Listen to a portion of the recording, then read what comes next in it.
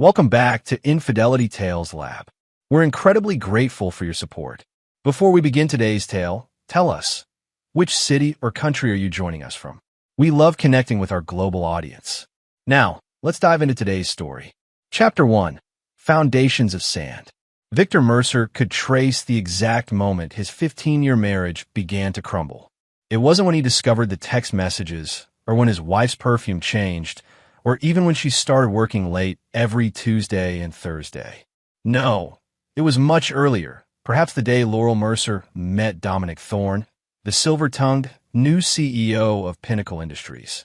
Victor ran his calloused hands through his salt and pepper hair as he adjusted his tie in the mirror. Tonight was their 15th anniversary, and he'd spent months planning the perfect celebration. The banquet hall at the Westlake Country Club gleamed with crystal chandeliers and tables adorned with white lilies, Laurel's favorite. A pianist played softly in the corner, the melody haunting and somehow foreboding. "Are you ready?" Laurel appeared in the doorway, resplendent in a form-fitting burgundy dress that hugged every curve. At 42, she was more beautiful than the day they'd met, her blonde hair cascading over her shoulders, emerald eyes sharp and calculating. "Almost," Victor said, his voice low and measured. "Just nervous about tonight." Laurel's laughter was like wind chimes in a storm. "Why would you be nervous? It's just a party." "Not just any party," Victor reminded her. 15 years deserves something special. Her smile didn't reach her eyes. Of course. Victor had built his construction company from nothing, a single truck and toolbox, to one of the most respected residential developers in the state. He wasn't a fancy man with fancy words, but he provided a good life. Their sprawling suburban home, the private schools for their twins Alexander and Sophia, now in their freshman year of college, the vacations to Europe and the Caribbean, all from his sweat and determination. Yet lately, Victor had felt Laurel's growing disdain. Ever since she'd taken the executive position at Pinnacle Industries 6 months ago, she'd changed. New friends, new clothes, new ambitions. The down-to-earth woman who once helped him review blueprints at the kitchen table now dismissed his work as quaint at dinner parties. The banquet hall filled with guests, longtime friends, business associates, family members including his aging mother who'd flown in from Arizona, and Laurel's coworkers. Victor noticed how Laurel's attention gravitated toward a specific table where Dominic Thorne held court, his perfect teeth flashing as he regaled his audience with what Victor assumed were tales of corporate conquest. At 55, Thorne exuded the confidence of a man who believed the world existed for his pleasure. His designer suit, his manicured nails, his carefully tousled silver hair. Everything about him screamed privilege. Unlike Victor, who'd built everything with his own hands, Thorne had inherited his position from his father, a fact Victor had learned through discreet inquiries. "Victor, there you are." His old friend Bennett clapped him on the shoulder. "Quite the shindig you've put together." "Thanks, Ben."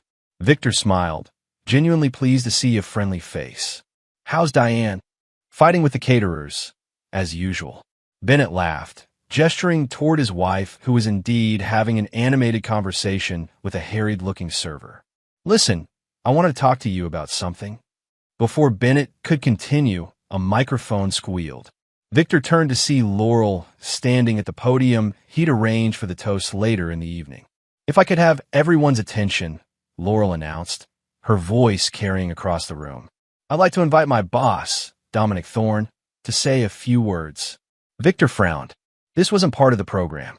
The speech segment was meant to begin with his own heartfelt tribute to their years together, followed by a video montage he'd secretly compiled of their life journey. Thorne approached the microphone with the swagger of a peacock, nodding appreciatively at the applause Laurel encouraged. "What a lovely gathering," Thorne began, his voice smooth as aged bourbon. "When Laurel invited me, I was touched to be included in such a personal milestone. 15 years is quite an achievement these days." His eyes scanned the room before landing on Victor with something akin to amusement. "Though I must say, knowing Laurel as I do now, I'm surprised she settled for construction." A ripple of uncomfortable laughter moved through the crowd. Victor tensed, his jaw clenching. Thorne continued. "In just 6 months at Pinnacle, Laurel has proven herself to be extraordinary. Executive material through and through. Someone destined for greater things than domestic contentment. Victor felt Bennett's hand on his arm, steadying him as Thorne's thinly veiled insults continued for another excruciating minute. When Thorne finally relinquished the microphone, Laurel was beaming at him with undisguised admiration. The rest of the evening passed in a blur for Victor. He mechanically went through the motions, cutting the anniversary cake, accepting congratulations, smiling for photographs. But inside, something had hardened. He observed Laurel and Thorne throughout the night.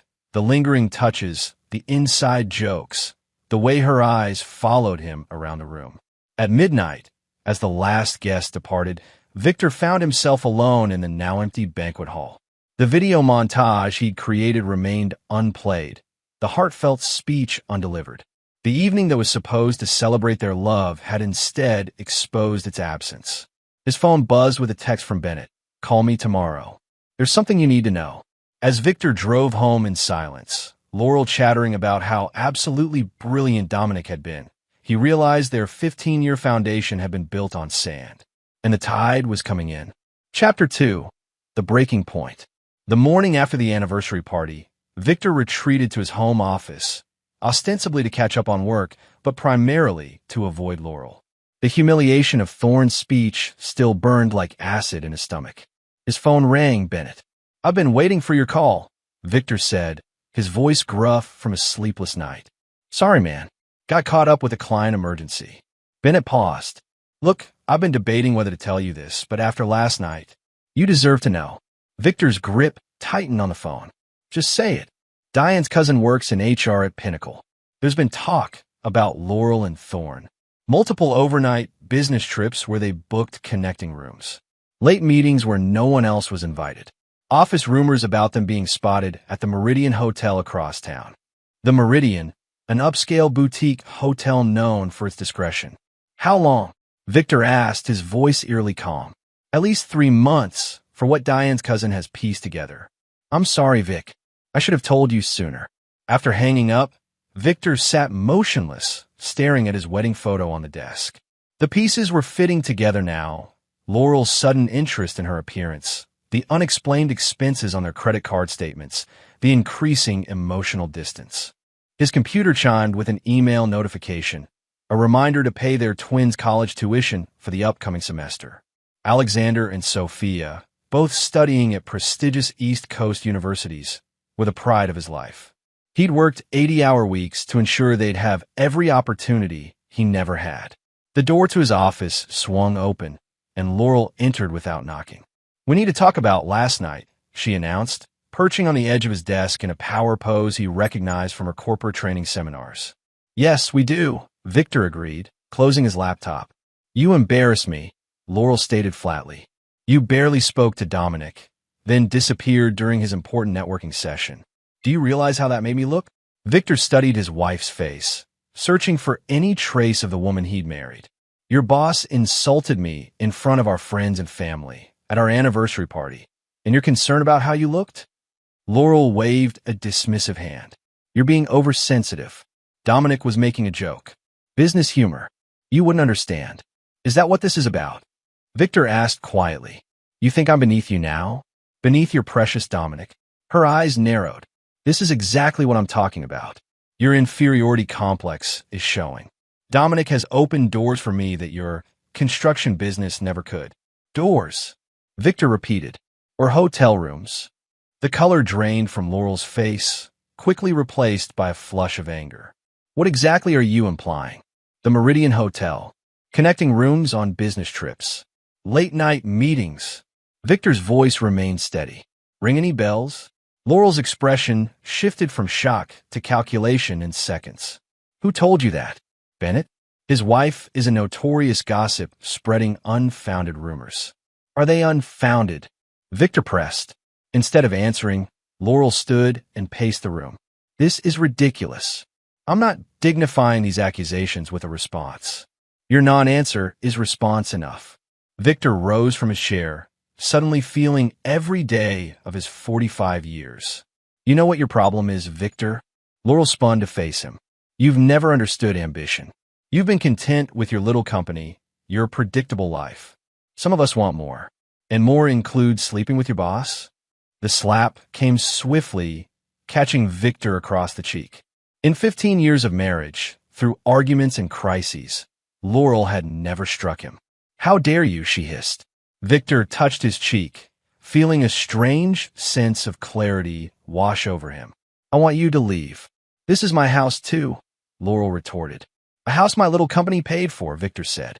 "But fine, I'll go." He moved toward the door, but Laurel blocked his path. "Wait, this has gotten out of hand. Let's calm down and discuss this rationally." "There's nothing to discuss," Victor replied, attempting to step around her. Laurel gripped his arm with surprising strength. "You need to listen to me. Dominic is important, not just to me, but to us. He's invited me to join the executive retreat next month. This could mean a promotion, a significant raise. I don't care. You should." Laurel's voice rose. "And you need to apologize to him for your behavior last night." Victor stared at her in disbelief. "Apologize? To the man who humiliated me? To the man you're sleeping with? Stop saying that." Laurel's fingernails dug into his arm. "You need to apologize for embarrassing him, or we're through." "I'm serious, Victor." Victor looked at her blankly, searching her face for any sign of the woman he'd loved for nearly 2 decades. Laurel's expression hardened. "He's my boss, and far more valuable than you, loser." The words hung in the air between them, impossible to take back. In that moment, Victor saw with perfect clarity what he'd been denying for months. Their marriage was already over. Without a word, he gently removed her hand from his arm, walked upstairs to their bedroom, and began packing a suitcase. Laurel followed, her anger transforming into panic as she realized the line she'd crossed. "Victor, wait. I didn't mean that. You know how I get when I'm angry." Her voice took on the cajoling tone she used when trying to manipulate him. "We can work through this. Couples therapy, maybe a vacation, just the two of us." Victor continued packing methodically. Clothes, toiletries, his grandfather's pocket watch, essential documents from his bedside safe. He worked silently, as if alone in the room. "Are you seriously going to throw away 15 years over one comment?" Laurel demanded, her voice rising. "This is childish, Victor. Running away instead of facing our problems." Still, he remained silent, zipping the suitcase closed. "If you walk out that door, don't expect to come back," she threatened. Victor finally looked at her. "I don't intend to." He carried his suitcase downstairs, grabbed his laptop and car keys, and walked out the front door. Laurel's threats and pleas followed him to his truck, but he didn't look back. As he drove away from the house they'd built together, Victor felt something unexpected, not sadness or rage, but relief. He checked into a hotel across town and spent the night staring at the ceiling, planning his next move. For the first time in years, the future was entirely his to shape. Chapter 3. Aftermath and Revelations. 7 days after walking out, Victor sat in his extended stay hotel room reviewing legal documents. His lawyer, Patricia Walden, had moved with impressive efficiency, filing for divorce on grounds of adultery and drafting preliminary asset division proposals.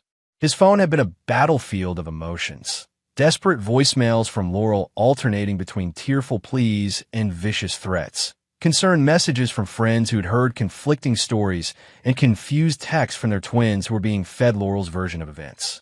Victor had responded only to the latter, assuring Alexander and Sophia that while their parents were having problems, his love for them remained steadfast.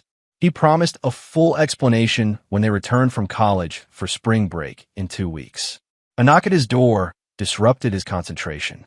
Not expecting visitors, Victor approached cautiously and checked the peephole. Laurel stood in the hallway, makeup streaked by tears, hair disheveled, a carefully constructed image of distress.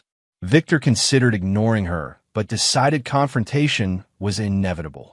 He opened the door, but blocked the entrance. "What do you want, Laurel?" "Please," she whispered. "Can I come in? Just to talk. We have nothing to discuss that can't go through our lawyers." "Lawyers?" Laurel's eyes widened. "Victor, you can't be serious about divorce. We hit a rough patch. All couples do. Infidelity isn't a rough patch. It's a choice you made. Victor's voice remained steady. Multiple times. It wasn't like that, Laurel insisted. It was a mistake. A moment of weakness that got out of hand. I've ended it. Completely. When? Before or after I left? Laurel hesitated, and Victor nodded, having his answer.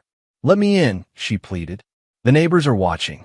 Against his better judgment, Victor stepped aside, allowing her entry but maintaining distance. Laurel immediately launched into her prepared speech. I know I've hurt you terribly, and I'll spend the rest of my life making it up to you. I've taken a leave of absence from work. I'm looking into therapy. I've realized what's truly important. And what prompted this epiphany? Victor asked, suspicion evident in his tone. Laurel's eyes darted away. I just missed you. Realized what I was throwing away. Try again, Victor said flatly. The truth this time. Laurel sank onto the edge of the bed, her facade crumbling. Dominic, he ended things when you left. Said he didn't sign up for divorce drama. Then he reassigned my projects to his new assistant. Her voice hardened. That 26-year-old bimbo with fake credentials who's suddenly his protege. Victor laughed without humor. So, I'm your backup plan. How flattering. No, it's not like that.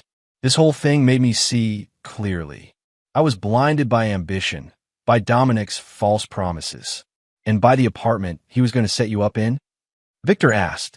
Laurel's head snapped up. How did you know about that? Victor finished for her. I have my sources. In truth, Bennett's contact at Pinnacle had provided more information than Victor initially shared, including Thorne's pattern of setting up apartments for his special executives before eventually discarding them for newer models. It wasn't serious, Laurel backpedaled. Just talk. Just like the divorce papers were just talk. Victor retrieved an envelope from the desk and handed it to her. Consider yourself served. Laurel's hands trembled as she opened the envelope, scanning the documents with growing horror. You can't do this. The prenup expired after 10 years. I'm entitled to half of everything. Read further, Victor suggested. The infidelity clause doesn't expire. Their prenuptial agreement, insisted upon by Victor's mother, who had lost everything in her own divorce, included provisions regarding adultery that significantly limited Laurel's claims to their joint assets. This won't hold up, Laurel insisted, though uncertainty flashed in her eyes. And the children are adults now, Victor reminded her, though I'm sure they'll be interested to hear about their mother's extracurricular activities. Laurel's expression darkened. You wouldn't dare turn them against me. I won't have to lie to them, Victor replied. Will you? A tense silence filled the room before Laurel tried another approach, moving toward him with practiced vulnerability, her hand reaching for his arm. Victor, please. 15 years. 2 children. Don't throw it all away. Her voice dropped to a seductive whisper. I still love you. We can start fresh. Victor gently removed her hand, reminded of how she'd used the same gesture to stop him from leaving a week ago. You don't love me, Laurel. You love security. There's a difference. Is there someone else? Laurel demanded suddenly. Is that what this is about? Victor shook his head, almost pitying her inability to comprehend his position. No, this is about self-respect. Something I lost sight of while trying to make you happy. Their conversation was interrupted by Victor's phone ringing. The caller ID showed Bennett's name. I should take this, Victor said, effectively dismissing her. Laurel gathered the divorce papers, her vulnerability replaced by cold fury. This isn't over. You'll regret this, Victor. I promise you that. As she stormed out, slamming the door behind her, Victor answered his phone. You okay? Bennett asked. Diane saw Laurel heading toward your hotel earlier. I'm fine, Victor assured him. Better than fine, actually. I've been thinking about that land development proposal you brought me last year. Still interested in a partner? As Victor discussed business opportunities with his old friend, his mind was already moving forward. Laurel's visit had confirmed what he already knew. The woman he'd married was gone, if she had ever truly existed at all. But her parting threat lingered. Knowing Laurel, she wouldn't accept defeat gracefully. And Victor suspected that Dominic Thorne, with his ego and resources, might prove a dangerous enemy. For the first time in years, Victor felt truly awake. The comfortable numbness of his marriage had been replaced by something sharper, more vital. If Laurel and Thorne wanted war, he would not disappoint them. Chapter 4. Strategic Maneuvers. 3 weeks after serving Laurel with divorce papers, Victor moved into a downtown penthouse apartment overlooking the river. The space was minimalist and modern, nothing like the traditional suburban home he'd shared with Laurel. This was intentional. New life, new surroundings. He stood at the floor-to-ceiling windows, nursing a glass of bourbon as he gazed at the city lights reflecting on the water. His phone buzzed with a text from Alexander. "Dad, what's going on? Mom says you're having a midlife crisis." Victor sighed. The twins had returned from college for spring break the previous week, and Laurel had wasted no time poisoning the well. When he met with Alexander and Sophia for dinner, they'd been distant, parroting phrases that clearly originated with their mother. Temporary insanity, throwing away our family, embarrassing behavior.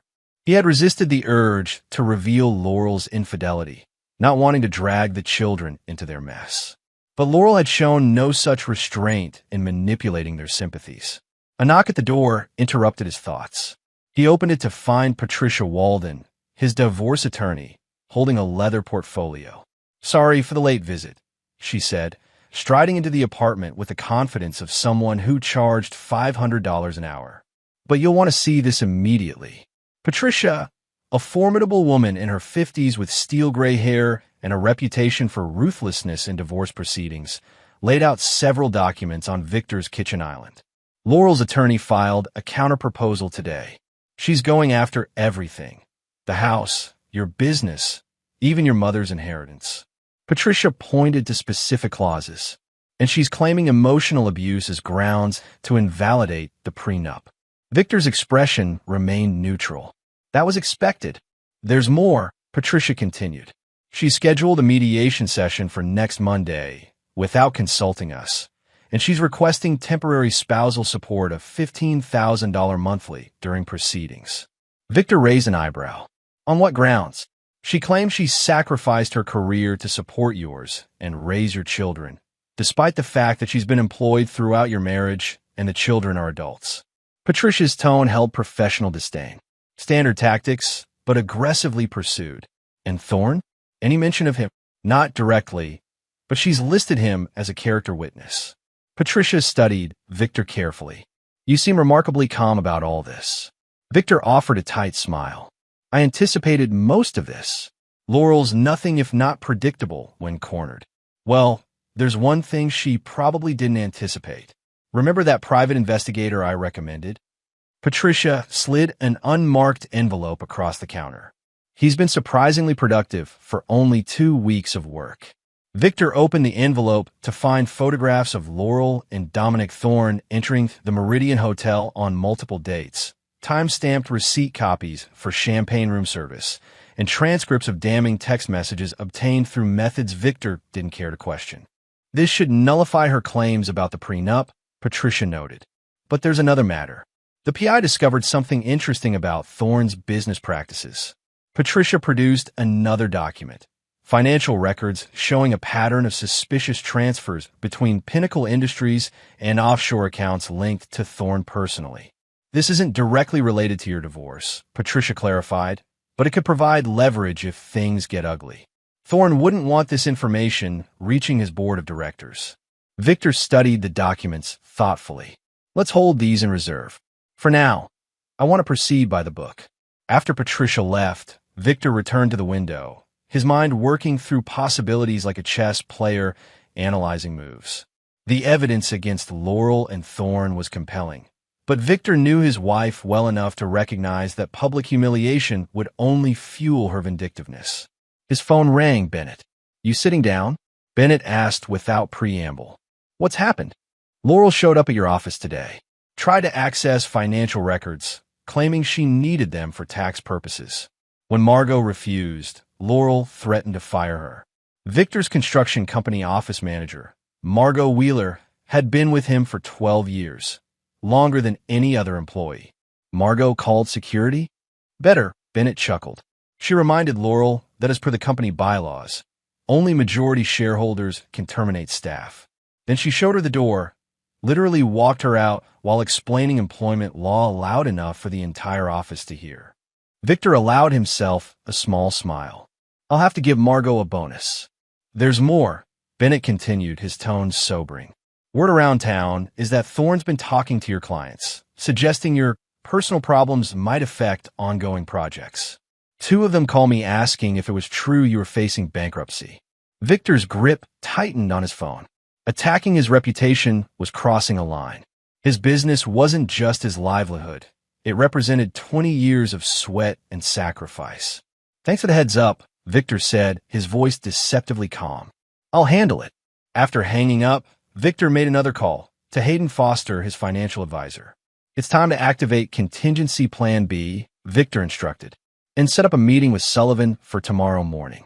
Keith Sullivan was the chairman of First Regional Bank and a longtime client of Victor's construction company. The bank had financed several of Victor's developments over the years, creating a relationship of mutual benefit and respect. The next morning, Victor sat across from Sullivan in the banker's private office, outlining a proposal that would protect his business from Laurel's claims while simultaneously securing funding for an ambitious new project, one that would directly compete with a development Thorne had been pursuing for months. Risky timing, Sullivan noted, reviewing the business plan, with the divorce proceedings and market conditions, which is precisely why it will succeed, Victor countered. Everyone, including Thorne, will expect me to play defense. They won't see this coming. Sullivan studied Victor with newfound respect. You've changed, Mercer. Clarity will do that, Victor replied. Do we have a deal? Sullivan extended his hand. We do, but watch your back. Thorne has friends in high places. So do I, Victor said, shaking the banker's hand firmly. So do I. That evening, as Victor reviewed contracts in his new penthouse, his phone rang with an unknown number. He answered cautiously. Mr. Mercer? A young woman's voice. This is Natalie Quinn. I was Dominic Thorne's executive assistant before your wife took over my projects. Victor sat straighter. What can I do for you, Ms. Quinn? It's what I can do for you, Natalie replied. I think we have a mutual interest in seeing Dominic Thorne get what he deserves. Victor listened as Natalie outlined her story, hired with promises of mentorship, subjected to Thorne's advances, then sidelined when she refused them, only to watch the same pattern begin with Laurel. Why come to me? Victor asked when she finished. Because you have resources I don't, Natalie answered frankly. And because I've seen what happens to people who cross Dominic alone. What exactly are you offering? Access, Natalie said simply. I still have my company credentials. And Dominic never changes his passwords. He's arrogant that way. Victor considered her proposal carefully. An inside source at Pinnacle could prove invaluable, but he needed to verify her motives. Meet me tomorrow, he finally said. Noon at Riverside Cafe. We'll discuss terms.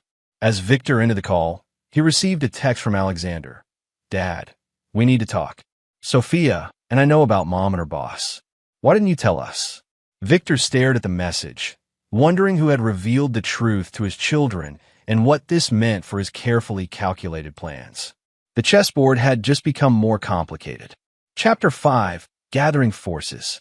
The Riverside Cafe bustled with lunch patrons, providing both crowd cover and ambient noise, perfect for discreet conversations. Victor arrived early, selecting a corner table with a view of both entrances. At precisely noon, a young woman entered. Natalie Quinn was in her late 20s, professional in a navy blazer and pencil skirt, with intelligent eyes that scanned the room methodically before spotting Victor. Mr. Mercer, she greeted, sliding into the seat across from him. Thank you for meeting me. Victor studied her. How did you know who I was? Company holiday party last December, Natalie explained. You came to pick up your wife. Dominic made a point of commenting on your, how did he put it? Quaint blue-collar success story. Victor nodded, remembering the event.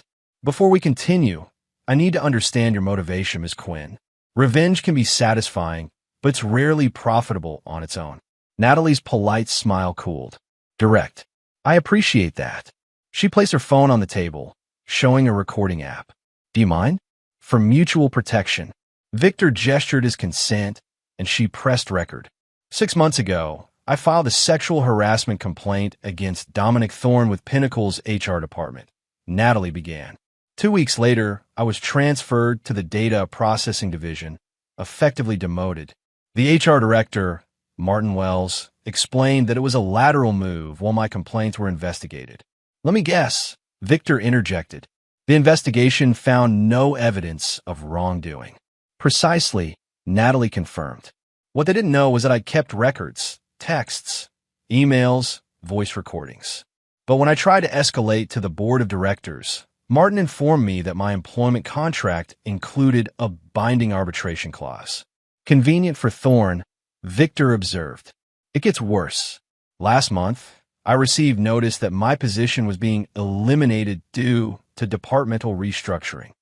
My termination package included a non-disclosure agreement that would prevent me from discussing any aspect of my employment or termination, which you didn't sign.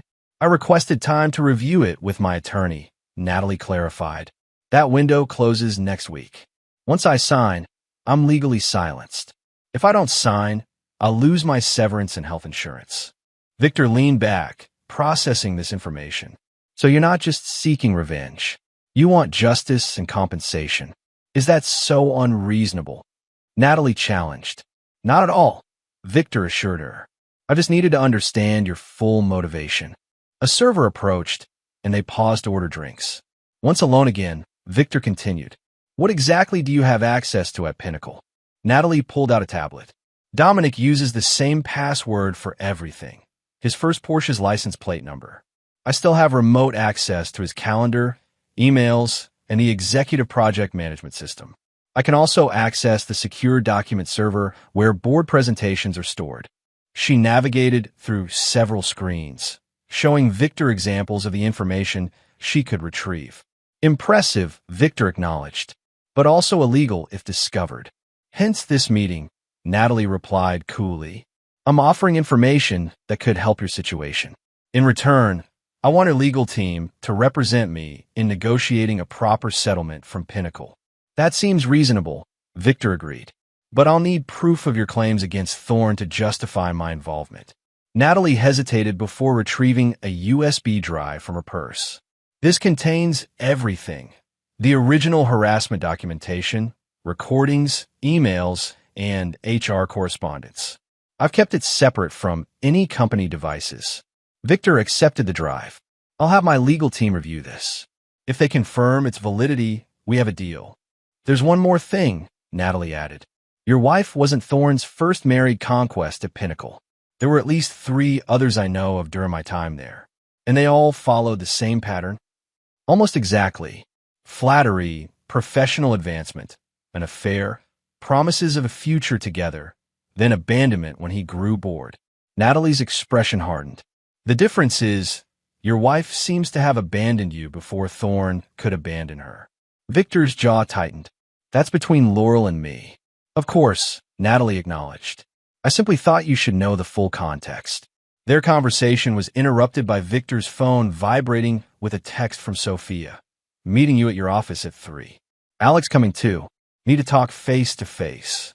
After finalizing arrangements with Natalie, Victor headed to his construction company headquarters.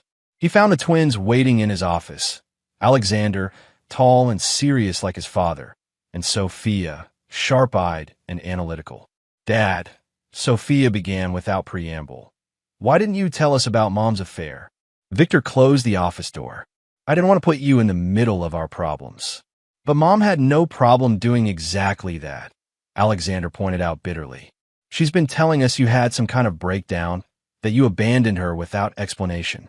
How did you discover the truth? Victor asked. The twins exchanged glances before Sophia answered. Aunt Diane. She couldn't stand watching Mom lie to us anymore.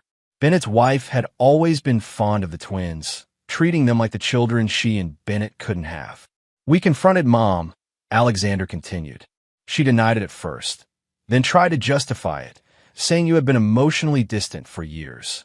Then we found the texts, Sophia added, her expression grim. She left her phone unlocked during her shower. The messages from Thorne were explicit. Victor sighed heavily. I'm sorry you had to learn about it that way. Why are you apologizing? Alexander demanded. She's the one who cheated, lied, and then tried to make us think you were the villain. Because no parent wants their children to lose respect for the other parent, Victor explained gently. Despite everything, she's still your mother. Sophia's eyes filled with tears. She's threatening to contest our trust funds, Dad. Says she needs the money for survival during the divorce.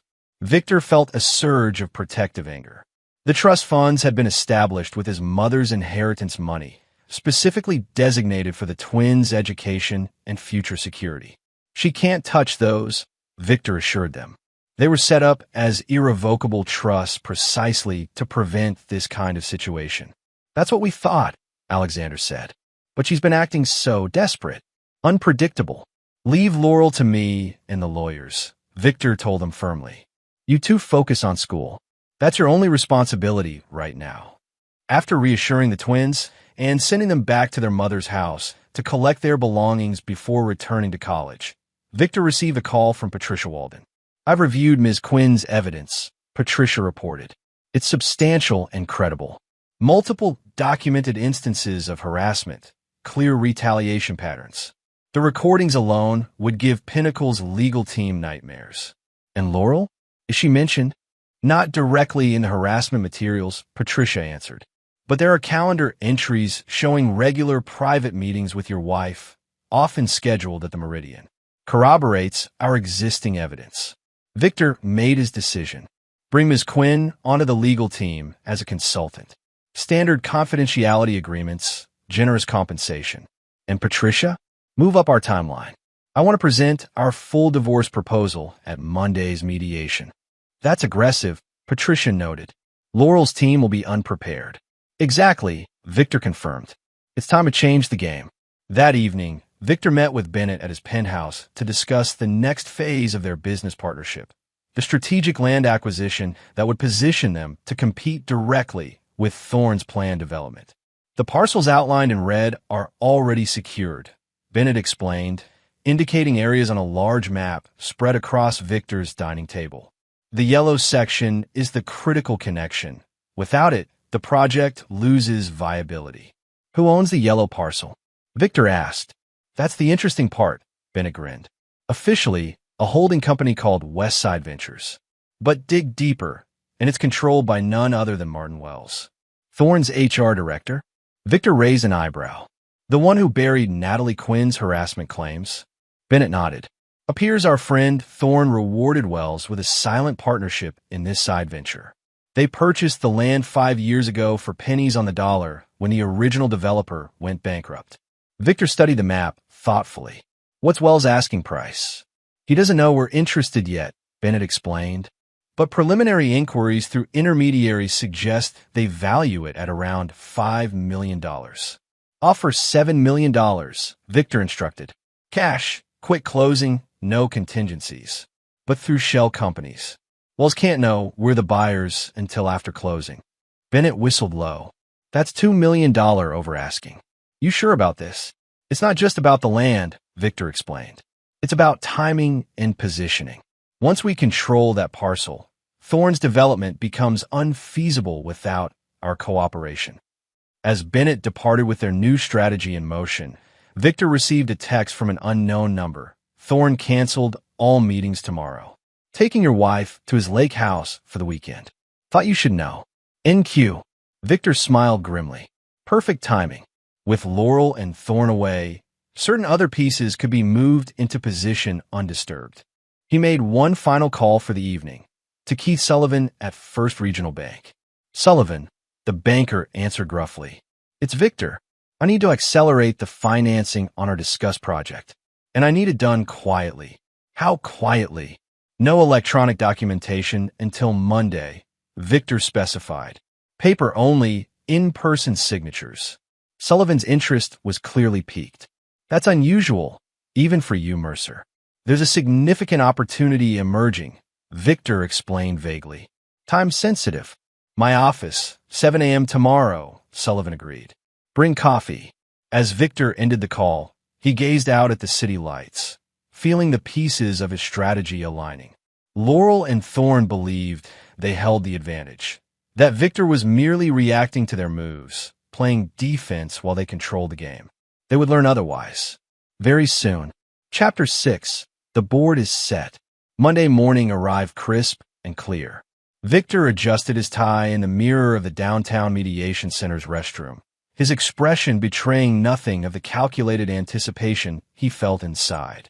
The weekend had been productive.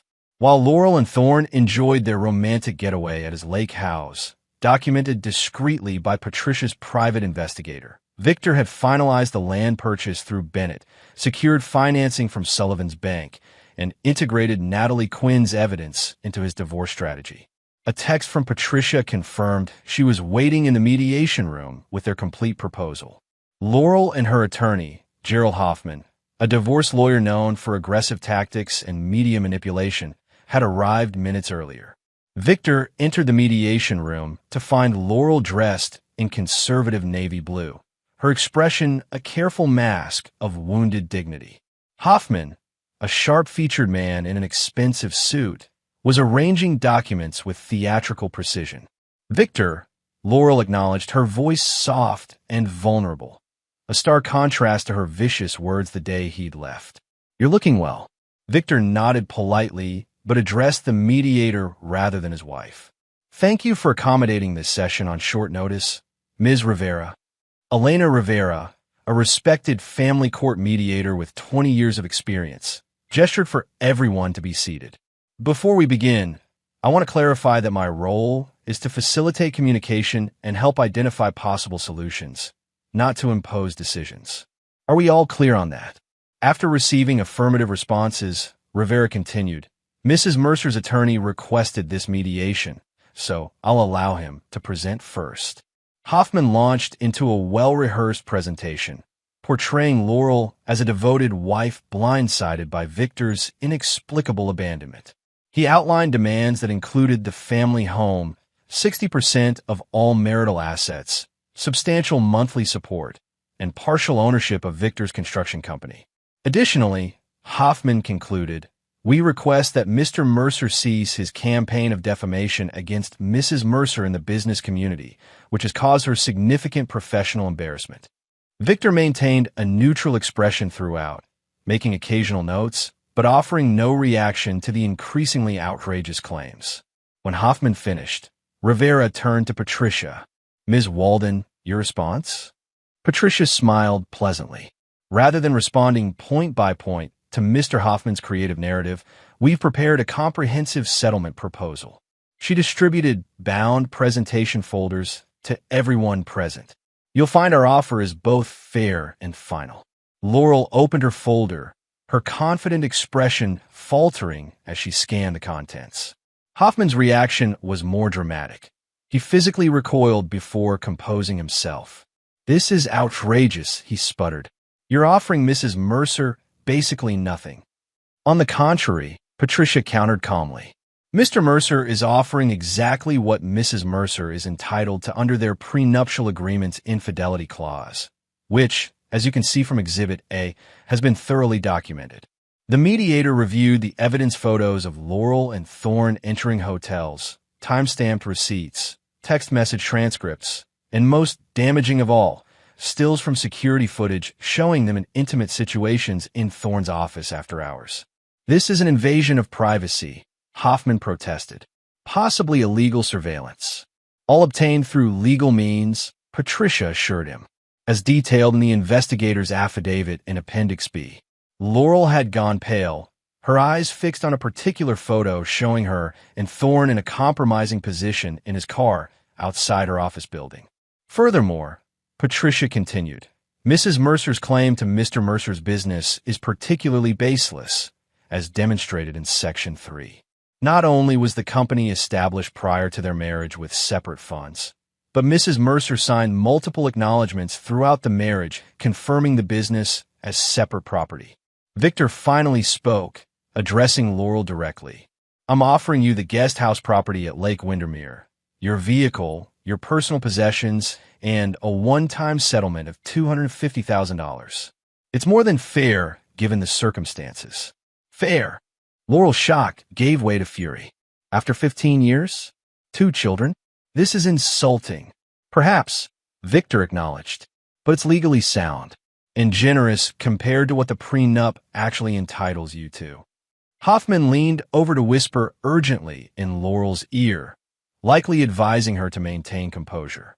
"There's another aspect you should consider," Patricia added, directing everyone to Section 4 of the proposal. "Mr. Mercer has no intention of publicly disclosing the cause of this divorce, provided this matter is settled quickly and privately. However, should Mrs. Mercer pursue protracted litigation, these materials would necessarily become part of the public record." The implication was clear.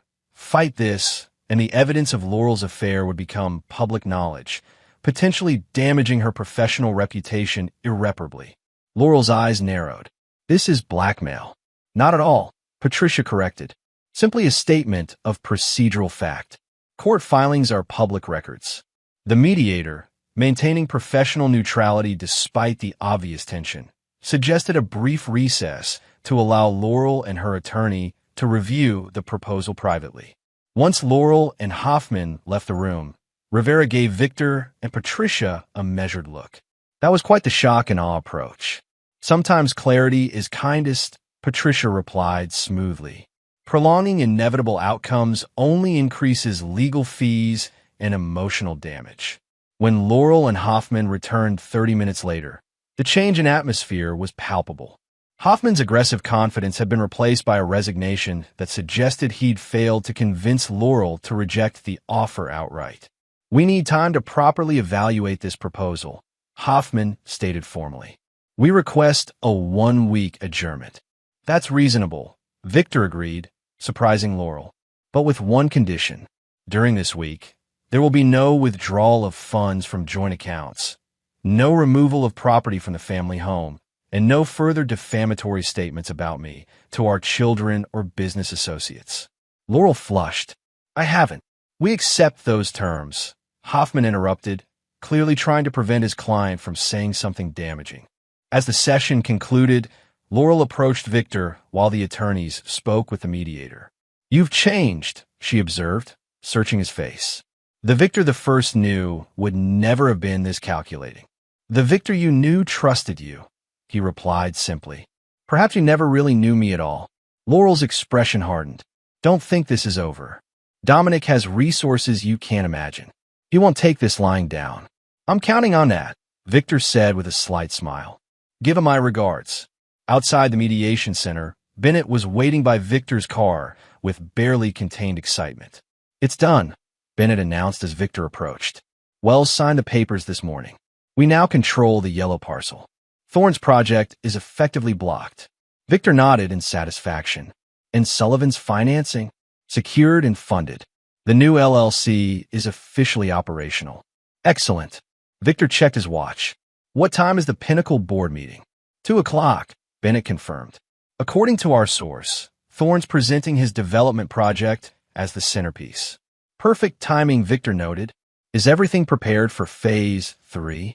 Bennett patted his briefcase. "All ready for your review." As they drove toward Victor's office, Patricia called with an update. "Hoffman just contacted me," she reported. "They want to meet again tomorrow instead of waiting a week. I think Laurel's realizing her position is weaker than she thought." "Schedule it for 4 p.m., Victor instructed. "That gives us time to execute the remaining steps." "There's something else," Patricia added. "Natalie Quinn received termination papers from Pinnacle this morning, effective immediately with no severance. They're claiming breach of confidentiality clauses." Victor frowned. "Thorne's moving faster than expected. Have Quinn meet us at the office in an hour. We need to adjust our timeline." The chess match had accelerated. Laurel and Thorne were finally beginning to realize they weren't facing the predictable, accommodating Victor of old. But they had yet to comprehend just how thoroughly he had transformed or how meticulously he had prepared for this confrontation. By nightfall, everything would change. Chapter 7, First Blood. At precisely 1:45 p.m., Natalie Quinn entered the Pinnacle Industries headquarters for the first time since her demotion months earlier. Dressed impeccably in a charcoal suit, visitor badge prominently displayed, she maintained a confident stride past security and into the executive elevator bank. Inside her purse was a USB drive containing select evidence from her harassment case against Thorne, along with documentation of his questionable business practices, all carefully curated by Victor's legal team to maximum effect. Her destination: the boardroom where Thorne would soon present his development project to Pinnacle's directors. Meanwhile, Victor and Bennett stood in the lobby of First Regional Bank, finalizing paperwork with Keith Sullivan. The press release goes out at 2:30, Sullivan confirmed, right in the middle of Thorne's presentation. Victor nodded approval. Perfect. The documents they signed formalized the creation of Mercer Foster Development Group, a new entity capitalized with $50 million to develop the very land Thorne had been targeting, land that Victor and Bennett now controlled through their strategic acquisition of the connecting parcel. Across town, Patricia Walden was meeting with the twins in her office, explaining the revelations about their mother's affair and the true state of their parents' divorce proceedings. Your father wanted to protect you from this, Patricia explained gently. But given your mother's attempts to involve you, he felt you deserved the unvarnished truth. Alexander and Sophia reviewed the evidence solemnly, their expressions shifting from disbelief to hurt to anger. Dad said he wouldn't contest us staying with Mom when we visit, Alexander noted. Even after all this, your father loves you both unconditionally, Patricia affirmed.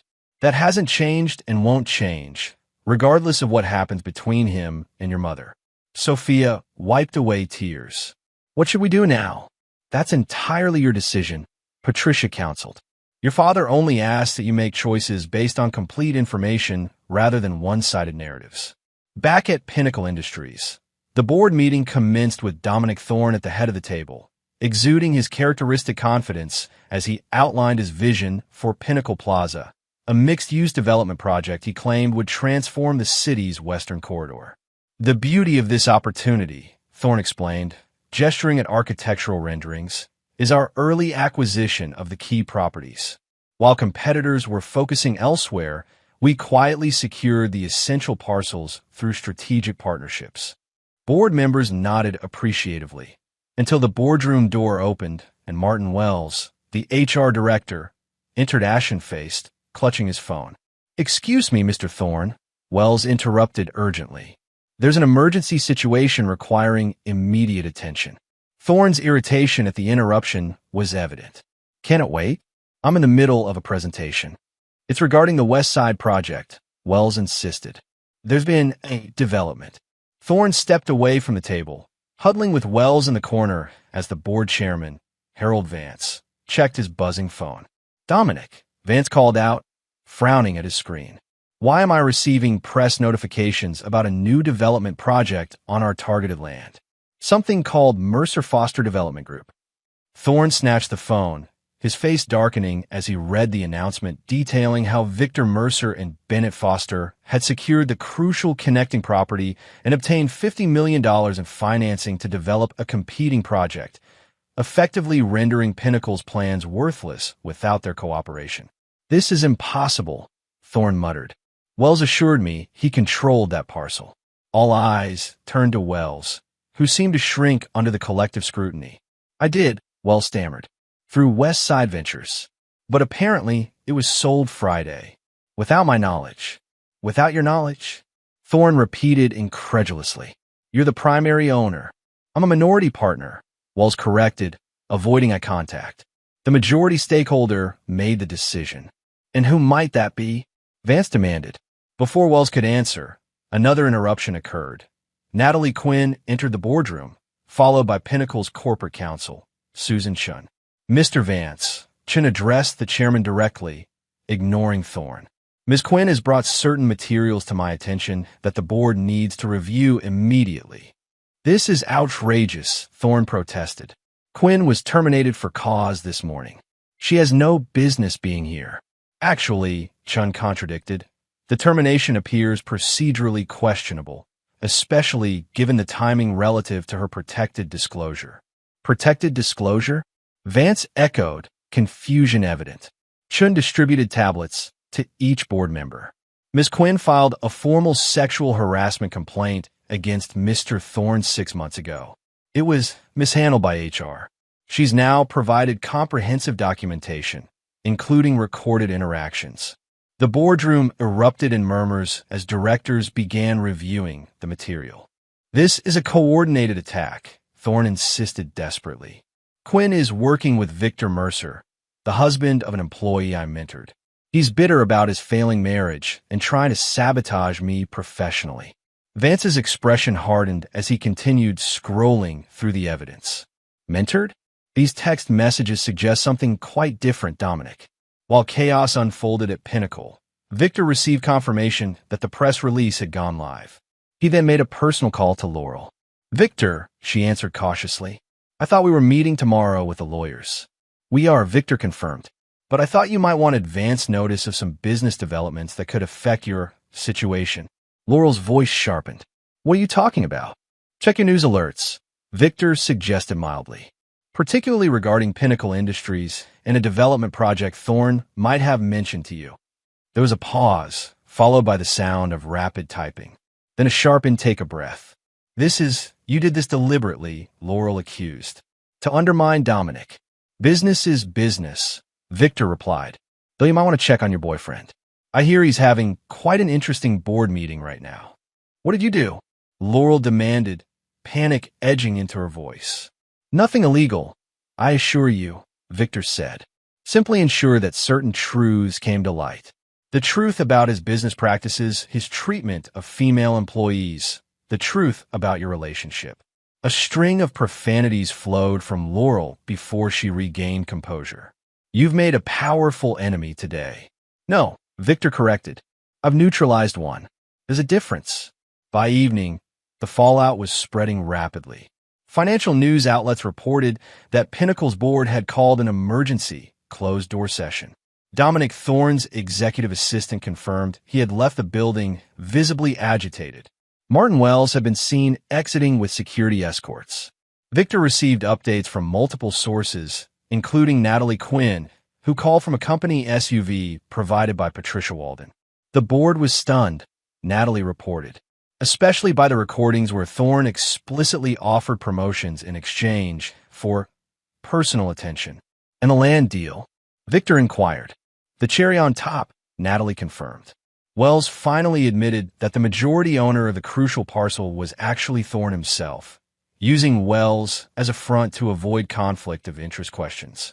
When they realized Thorne had been developing a project that would personally enrich him without full disclosure to the board, they recognized the pattern. Victor finished for her. Exactly. Vance called for a vote of confidence right there. It didn't go Thorne's way. Victor smiled slightly. In your situation, Chun, the corporate counsel, practically begged me not to file external complaints. They're offering a settlement package that would make your eyes water. You've earned it, Victor assured her. Don't accept their first offer. After ending the call, Victor waited for the inevitable. It came 30 minutes later, a call from Dominic Thorne himself. Mercer, Thorne growled without preamble. You think you're clever, don't you? Hello, Dominic, Victor replied calmly. Rough day. You've made a catastrophic mistake, Thorne threatened. I built Pinnacle from nothing. The board needs me. This little coup attempt will backfire spectacularly. From nothing, Victor echoed. Interesting revision of history, considering your father founded the company and handed you control. But then, reinventing reality seems to be a specialty of yours. Thorne's breathing became ragged with fury. This isn't over. Not by a long shot. Actually, Victor countered, it is.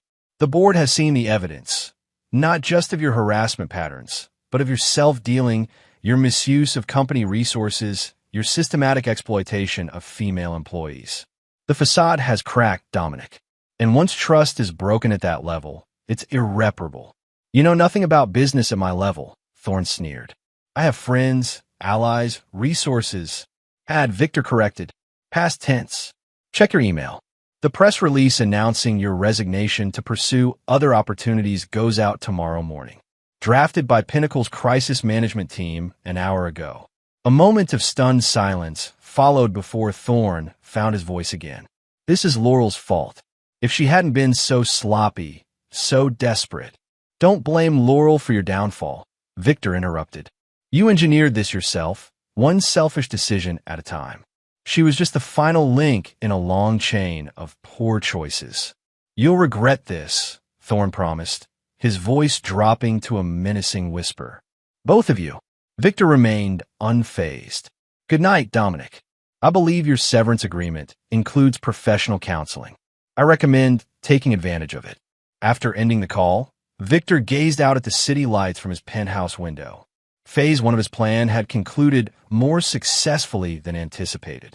Thorne had been neutralized professionally, his reputation critically damaged. The land acquisition had secured Victor and Bennett's position in the market, while simultaneously undermining Pinnacle's expansion plans. Tomorrow would bring the second mediation session with Laurel, who would now be facing the prospect of divorce without Thorne's financial and emotional support, her leverage significantly diminished. Yet Victor felt no triumph, only a cold satisfaction that justice was unfolding according to plan. The husband who had left their house a week after the anniversary party, confused, hurt, reactive, was gone. In his place stood a man who had discovered his own capacity for strategic ruthlessness. And he wasn't finished yet, not even close. Chapter 8: Exposures and Ultimatums. The following day's mediation session had been relocated to Patricia Walden's office at Victor's request, a subtle power play that placed Laurel and her attorney on unfamiliar ground. Victor arrived early, reviewing final adjustments to their settlement proposal with Patricia.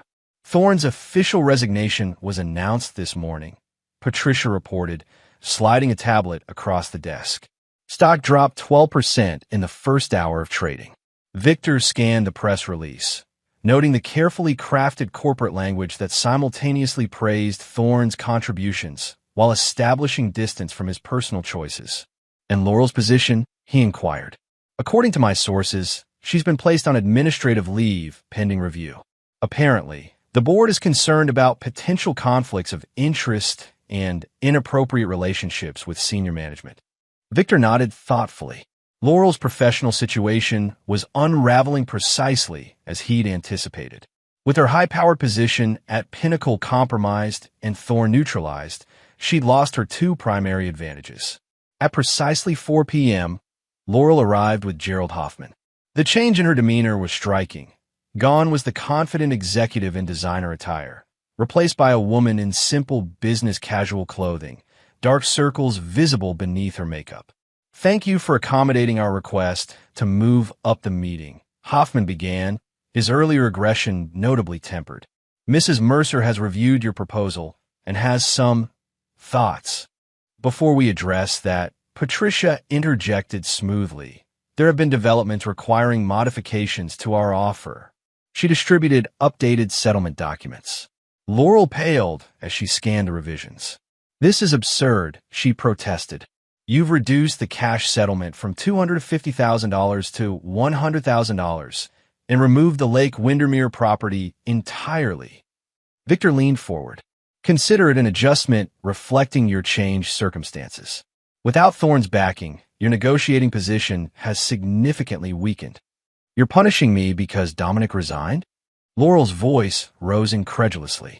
"I'm acknowledging reality," Victor corrected. "The original offer assumed ongoing employment at your current salary, certain relationship expectations, and different public circumstances, all of which have changed." Hoffman whispered urgently to Laurel, who shook him off impatiently. "I reject this revised offer categorically," Laurel declared. "I'll take my chances in court." Victor exchanged a glance with Patricia, who nodded almost imperceptibly. "That would be unwise," Victor advised calmly, "particularly given what else we've discovered." Patricia produced another folder, this one unmarked. "Mrs. Mercer, are you familiar with the investment account at Somerset Partners?" Laurel's expression flickered with recognition before smoothing into practiced neutrality. "I don't know what you're talking about." "That's strange," Patricia noted, "considering your signature appears on the account opening documents from 14 months ago, an account that's received regular deposits totaling just under $175,000, money diverted from joint funds without Mr. Mercer's knowledge or consent." "That's a separate issue." Hoffman attempted to intervene. If such an account exists, it could be addressed in the overall asset division. It's particularly relevant, Patricia countered, because it demonstrates a pattern of financial infidelity that predates the physical infidelity. Mrs. Mercer began systematically hiding assets while presenting herself as committed to the marriage. Laurel's composure cracked. It was my money, too. I earned it. Some of it, certainly, Victor acknowledged. But transferring funds from joint accounts without disclosure constitutes financial misconduct under state law, a fact I'm sure Mr. Hoffman has explained. Hoffman's pained expression confirmed that he had indeed advised Laurel of this legal reality. Furthermore, Patricia continued relentlessly, there's the matter of the West Haven Consulting LLC, registered in your maiden name, which received consulting fees from Pinnacle Industries beginning 3 months after you joined the company. Laurel's hands trembled slightly. That was for legitimate advisory work outside my normal duties. Perhaps, Patricia allowed. Though the timing, coinciding with the start of your relationship with Mr. Thorne, raises questions about the nature of services rendered. Questions Pinnacle's board might find interesting during their current review of executive conduct. Victor watched his wife carefully, recognizing the moment her calculated facade fully collapsed. Laurel had always prided herself on control of her image, her career, her relationships. Now, that control was disintegrating before his eyes. What do you want? Laurel finally asked, her voice barely audible. The original proposal, Victor stated simply, signed today, with an added clause requiring mutual non-disparagement and confidentiality. That's all. Laurel's suspicion was evident. After everything you claim I've done, I have no interest in publicly humiliating you or destroying your future prospects, Victor explained. I want this chapter closed cleanly and completely. Hoffman leaned over to consult with Laurel, but she waved him away again. Give us the room, she requested firmly. I want to speak with Victor alone. After the attorneys reluctantly withdrew, Laurel's professional mask dissolved entirely. How did you become this? Calculating, she asked, genuine bewilderment in her voice. The Victor I knew couldn't have orchestrated all this. Perhaps you never really knew me, Victor suggested. Or perhaps losing everything that mattered revealed what was always there beneath the surface. Laurel studied him with new awareness. You let me underestimate you. Deliberately. For 15 years, Victor confirmed. I mistook your ambition for passion, your manipulation for intelligence. I worked 80-hour weeks building something for us while you built escape routes. It wasn't all a lie, Laurel insisted, a hint of desperation creeping into her voice. The early years before the twins were born. We were happy then, weren't we? Victor considered this. Perhaps. Or perhaps we were playing roles we thought we should play. The ambitious young couple building their dream life.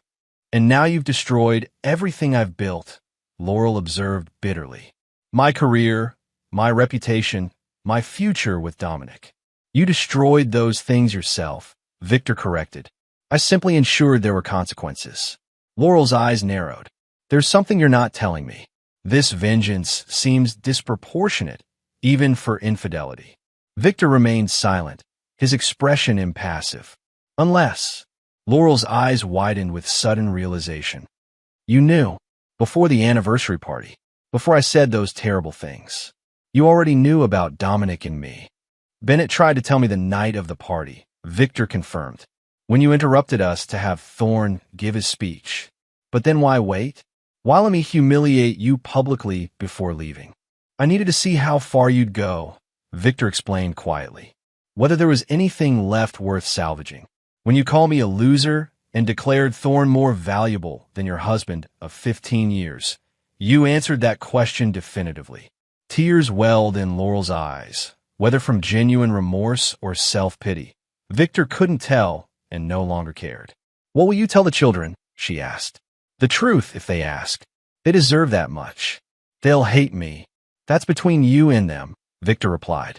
I won't encourage it, but I won't lie to protect your image either. Laurel wiped her eyes, visibly gathering her remaining dignity. I'll sign your agreement.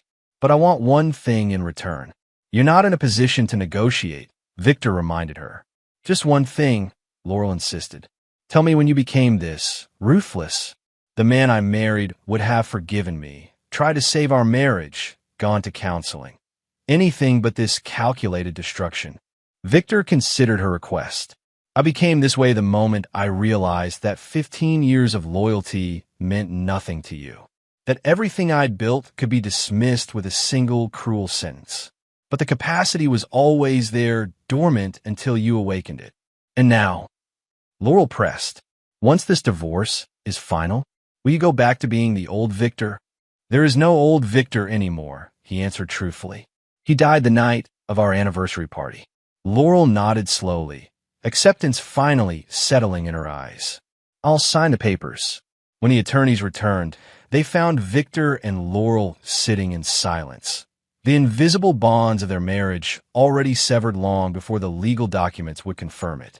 As Laurel signed each page of the agreement, Victor felt no triumph, only a cold certainty that justice had been served. The woman signing away her claims to the life they'd built together was a stranger to him now, someone he'd once loved but no longer recognized. Later that evening, as Victor sat alone in his penthouse, he received a text from Sophia. Just heard about Mom's job situation. Are you behind that too? Victor responded truthfully. I ensured the truth came to light. The consequences were of her own making. After a long pause, Sophia replied, Mom says you've changed. Become ruthless. Victor considered how to respond, finally typing, I've become clear about what matters. Loyalty, honesty, respect. I won't compromise on those anymore. Good, came Sophia's unexpected response. The old you let people take advantage. Alex and I are on your side, Dad. Always. As Victor set down his phone, he realized that from the ashes of his destroyed marriage, something valuable had emerged. A newfound respect from his children, who had witnessed his transformation from accommodating husband to principled force. The final pieces of his plan were falling into place. Tomorrow would bring the concluding act, one that would ensure neither Laurel nor Thorn would ever threaten what he valued again. Chapter 9. The New Normal. 6 months after the divorce was finalized, Victor stood at the edge of a construction site overlooking the river, watching as crews poured the foundation for what would become Riverfront Commons, the mixed-use development that had risen from the ashes of Thorn's failed Pinnacle Plaza project. Bennett approached, hard hat in hand, surveying the progress with evident satisfaction. The commercial space is already 85% pre-leased. At this rate, we'll be profitable before the first tenant moves in. Victor nodded, taking quiet pride in their achievement. Mercer Foster Development Group had quickly established itself as a formidable presence in the regional market, their reputation for ethical business practices and innovative design attracting premium clients. How's the family housing component coming along?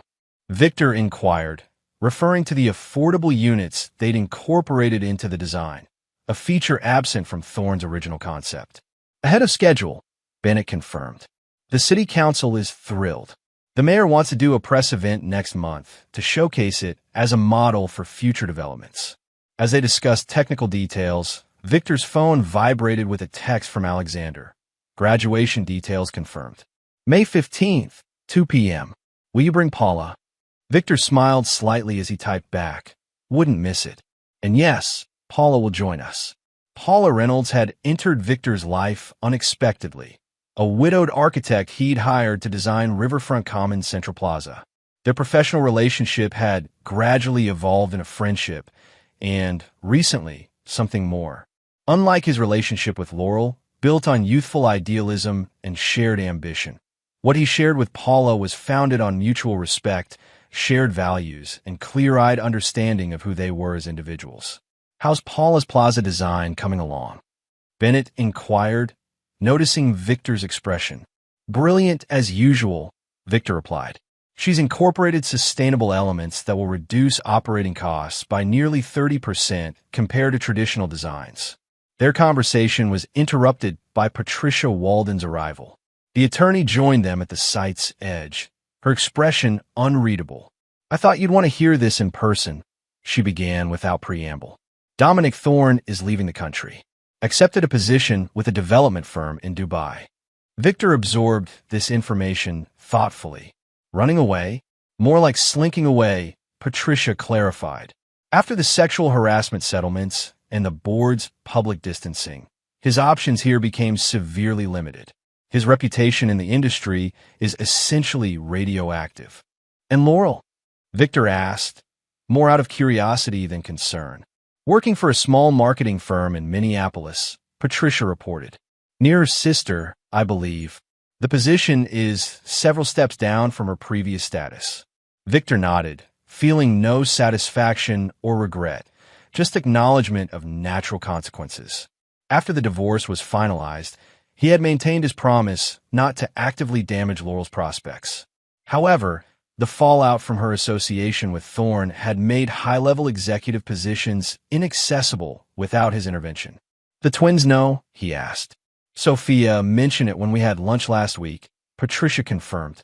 They've maintained minimal contact with her. Polite, but distant. Despite everything, Victor had never encouraged his children to cut ties with their mother.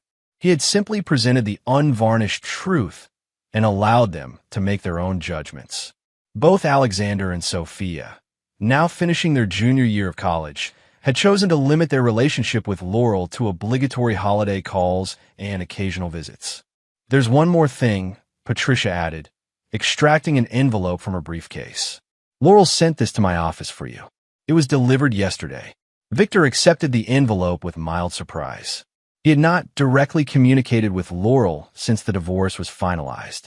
I'll leave you to it, Patricia said tactfully, moving away to join Bennett in discussion with the site foreman. Victor opened the envelope to find a handwritten letter, something so anachronistic it momentarily transported him back to their early days, when Laurel had written him love notes during their long-distance phase. Victor, I've debated writing this for months, unsure if you'd read it or simply discard it.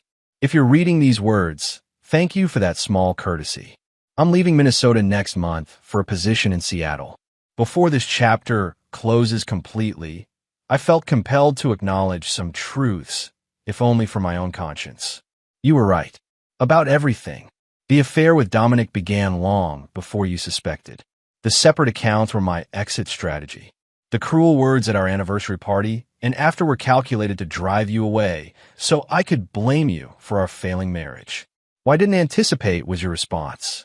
The Victor the first thought I knew would have fought to save us, would have forgiven my transgression, would have offered second chances I didn't deserve. Instead, you revealed a strength and clarity I never knew you possessed. I won't ask for forgiveness. We're well beyond that point. But I want you to know that in destroying what I thought I wanted, you ultimately gave me something valuable, the truth about myself. I've spent these months in therapy confronting the person I became, and I don't like her very much. The children speak of you with respect and admiration.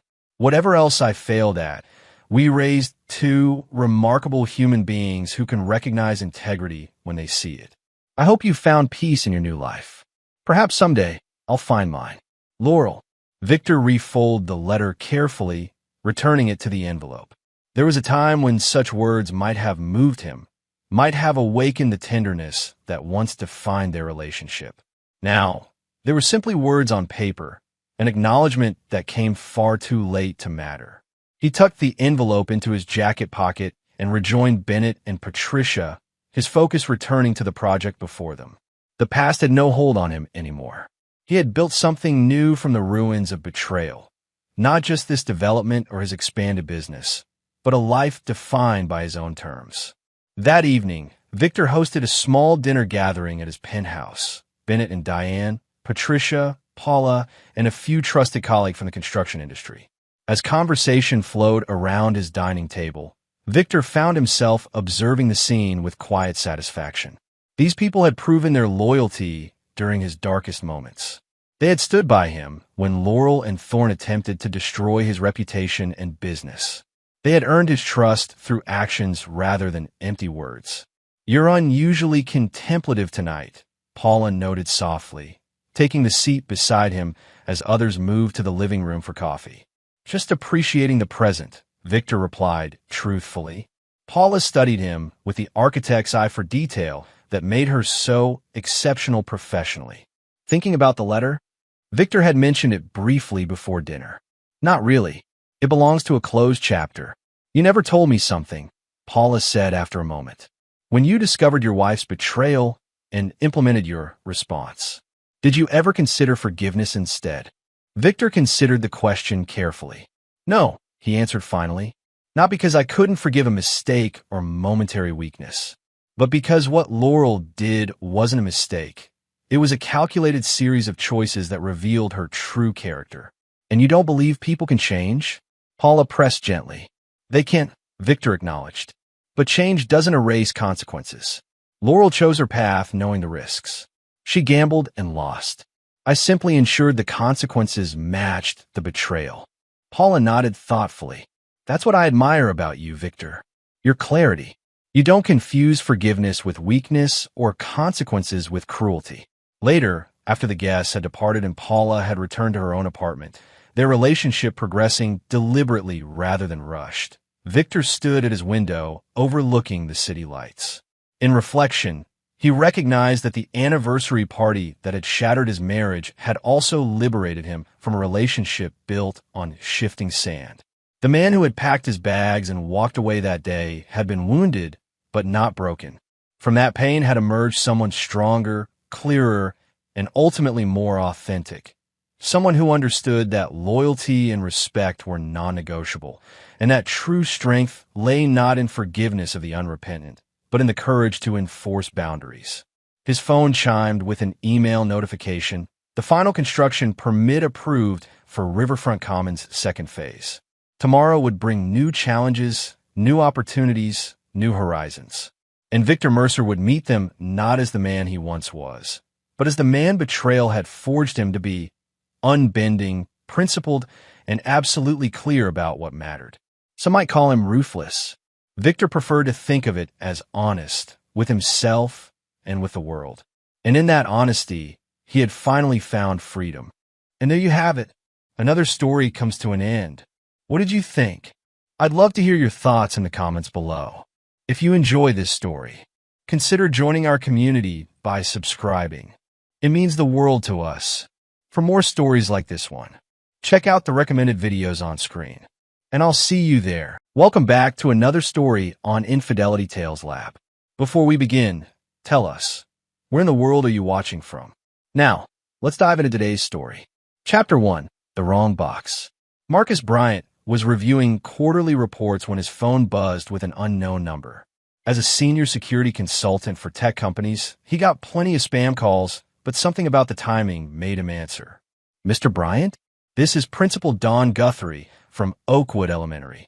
We need you to come to the school immediately. The formal tone sent ice through his veins. Is Tommy okay? What happened? Your son is fine, but there's been an incident. Please come to the main entrance. Don't use any other doors. The line went dead. Marcus grabbed his keys, mind racing. Allison had packed lunches that morning, his protein bars and coffee for another late night, Tommy's usual sandwich and juice box, and her own mysterious combination that she never seemed to eat at work. His wife had been distant lately, distracted. He'd attributed it to her new job at the city planning office. 15 minutes later, Marcus pulled into Oakwood Elementary's parking lot and froze. 3 police cruisers lined the street, their red and blue lights painting the brick building in urgent colors. Yellow tape cordoned off sections of the playground. Parents clustered behind barriers, some crying, others talking rapidly into phones. Sir, you need to stay back. A young officer approached him. I'm Marcus Bryant. The principal called me. The officer's expression shifted. Wait here.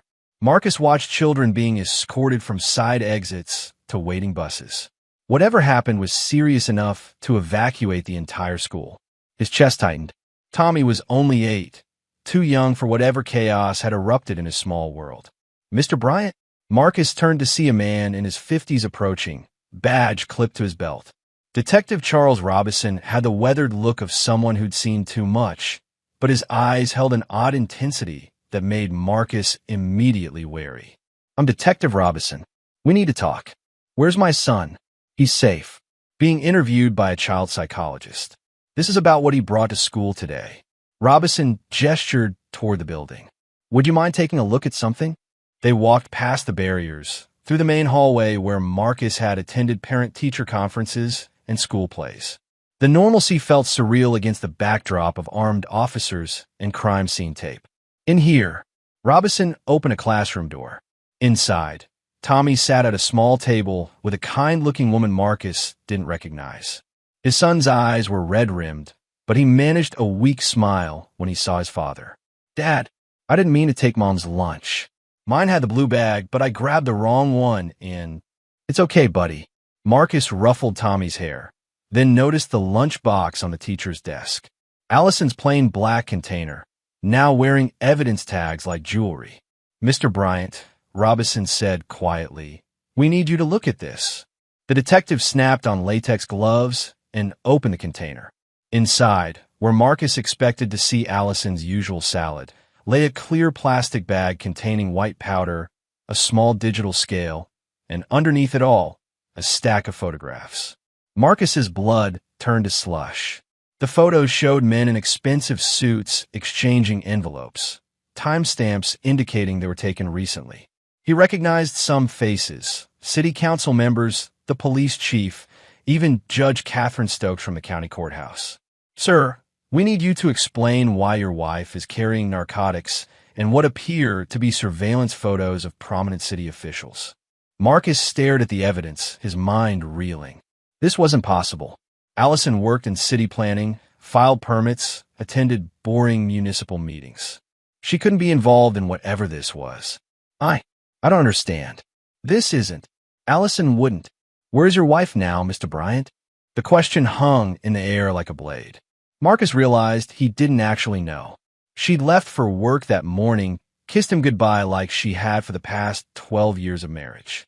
But lately, those kisses had felt different. Distracted. Guilty. She's at work. The planning office.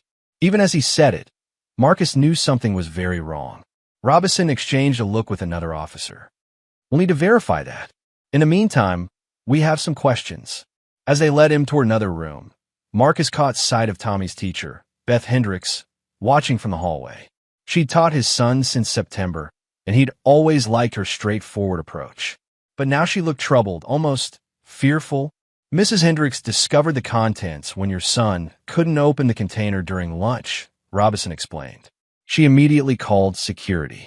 Something in the detective's tone bothered Marcus. Too smooth, too prepared. Like a story rehearsed. "I want to call my wife," Marcus said. "Of course, right after we talk." But as they entered the principal's office, Marcus caught Mrs. Hendricks' eye again. She mouthed two words that made his skin crawl. "Don't trust." Then Robinson shut the door, and Marcus realized his family had walked into something far more dangerous than a simple misunderstanding. Chapter 2. Beneath the Surface. 2 hours later, Marcus sat in an interrogation room at the police station, his phone confiscated and his patience evaporating. Detective Robinson had asked the same questions 17 different ways, clearly fishing for something specific. "Let's go over your wife's recent behavior again," Robinson said, consulting his notes. "Any unusual activities? New friends? Changes in routine?" Marcus leaned back in the metal chair. His background in corporate security had taught him to read people, and everything about this situation felt orchestrated. The questions were too pointed, the evidence too convenient. "I want a lawyer." "That's certainly your right. But cooperating now could help your wife. We have reason to believe she might be in danger." "What kind of danger?" Robinson slid a photograph across the table. It showed Allison entering a downtown office building Marcus didn't recognize, timestamp from 3 days ago. She was looking over her shoulder, clearly nervous. "Your wife has been meeting with some interesting people, Mr. Bryant. People connected to a federal investigation into municipal corruption. The kind of investigation that makes certain individuals very nervous." Marcus studied the photo. Allison wore her blue jacket, the one she claimed was at the dry cleaner when he'd asked about it last week. Another lie in a growing collection. "What federal investigation?" "I'm not at liberty to discuss details, but I can tell you that what we found in that lunchbox suggests your wife is either a key witness or a target. Maybe both." The door opened and a different officer entered, younger, with kind eyes and a more relaxed demeanor. "Detective Robinson, You're needed in the hall." Robinson frowned, but stood. "Officer Green will keep you company." When they were alone, Officer Terry Green moved closer and lowered his voice. "Mr. Bryant, I need you to listen carefully. Mrs. Hendricks asked me to give you a message. She says your wife came to the school last Friday, very upset. She told Mrs. Hendricks that if anything happened to her, to look in the lunchbox." Marcus felt the world tilt. "What? There's more. Mrs. Hendricks thinks someone planted that drug evidence. She says your wife never carried anything suspicious in those photos." Mrs. Hendricks recognized one of the men. School board member Reginald Pennington. He's been pushing hard for a new construction contract. Wants to tear down the old wing and rebuild. The pieces clicked into place with sickening clarity. Marcus had spent 15 years in military intelligence before transitioning to corporate security. He knew a setup when he saw one. "Where's my wife now? That's what we need to figure out. Her office says she never came in today. And Mr. Bryant?" Detective Robinson isn't exactly known for his integrity around here. Before Marcus could respond, Robinson returned, his expression darker. "Green, you're dismissed." "Actually," Marcus said, standing, "I think I'll take that lawyer now. I want to file a missing person report for my wife." Robison's jaw tightened. "That won't be necessary. We've located Mrs. Bryant. She's being processed on related charges." "What charges?" "Possession with intent to distribute. Conspiracy. She was arrested an hour ago at a storage unit registered in her name. We found more drugs, more photographs, and something else interesting, $50,000 in cash." Marcus felt the trap closing around them. This was too clean, too perfect. Someone had spent considerable time setting up his wife, but why? "I want to see her." "That can be arranged. Tomorrow, after you've had time to consider your own position in this matter." The threat was subtle, but unmistakable. Marcus nodded slowly, his mind already working through possibilities. Whoever was behind this had made one critical error. They'd underestimated him. "Can I at least call my son? He's staying with my mother, and he'll be worried." Robinson hesitated, then slid Marcus's phone across the table. 5 minutes. Supervised call. Marcus dialed his mother's number, but when she answered, he used a phrase from Tommy's favorite video game. One that would sound innocent to anyone listening, but would tell her to take Tommy somewhere safe and wait for contact. "Mom, tell Tommy that Marcus says the eagle flies at midnight." His mother, a retired Air Force colonel, didn't miss a beat. "I'll tell him. Take care of yourself, son." As Marcus hung up, he caught Robinson watching him with new interest. The detective was smarter than Marcus had hoped. "Interesting family phrase," Robinson commented. "Tommy loves spy movies." But Marcus was already planning. If Allison had been gathering evidence on municipal corruption, she'd been careful about it.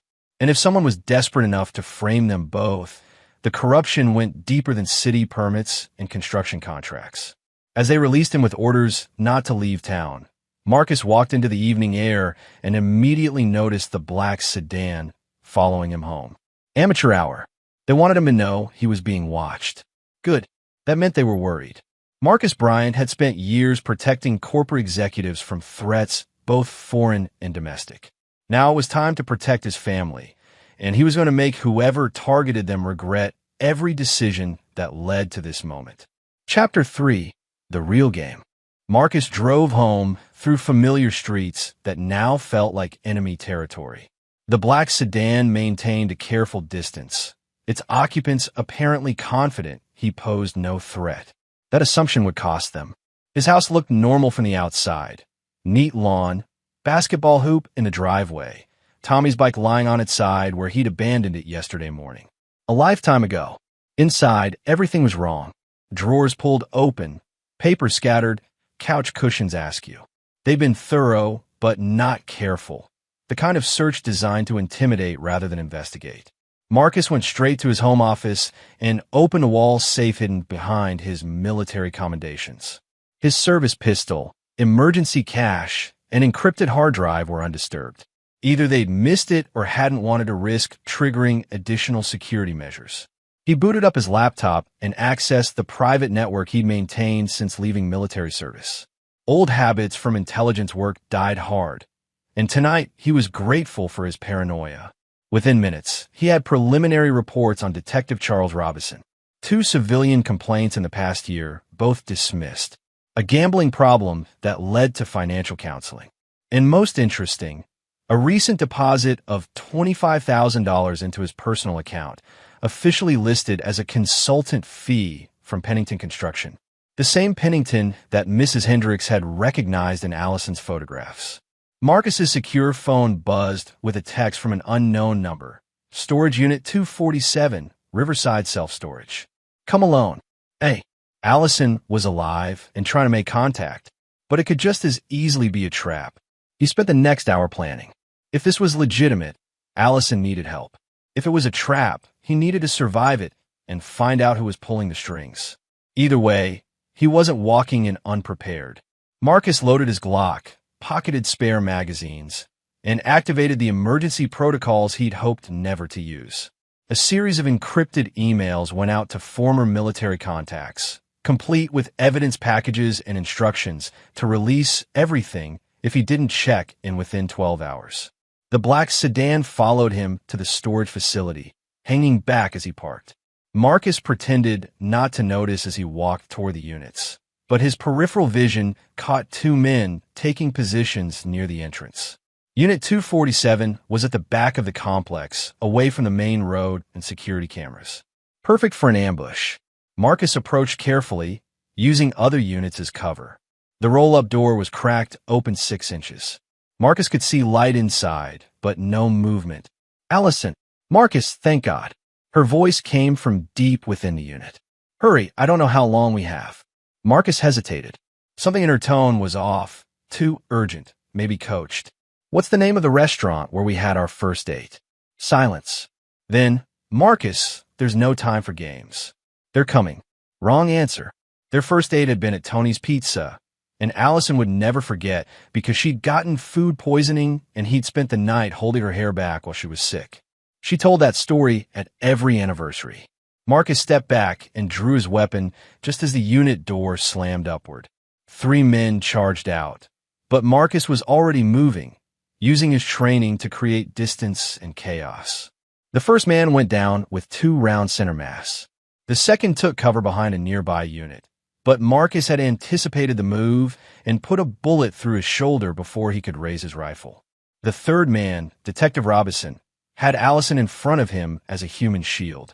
Drop your weapon, Bryant, or your wife dies. Allison looked terrible, bruised face, torn clothing, terror in her eyes. But alive, really alive this time. Let her go and we'll talk. You're not in a position to negotiate. Robinson pressed his gun to Allison's temple. Your wife has been very helpful.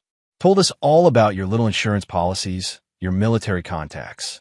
But those emails you sent tonight, they're not going anywhere. We've been monitoring your communications for weeks. Marcus kept his weapon trained on Robison's exposed shoulder.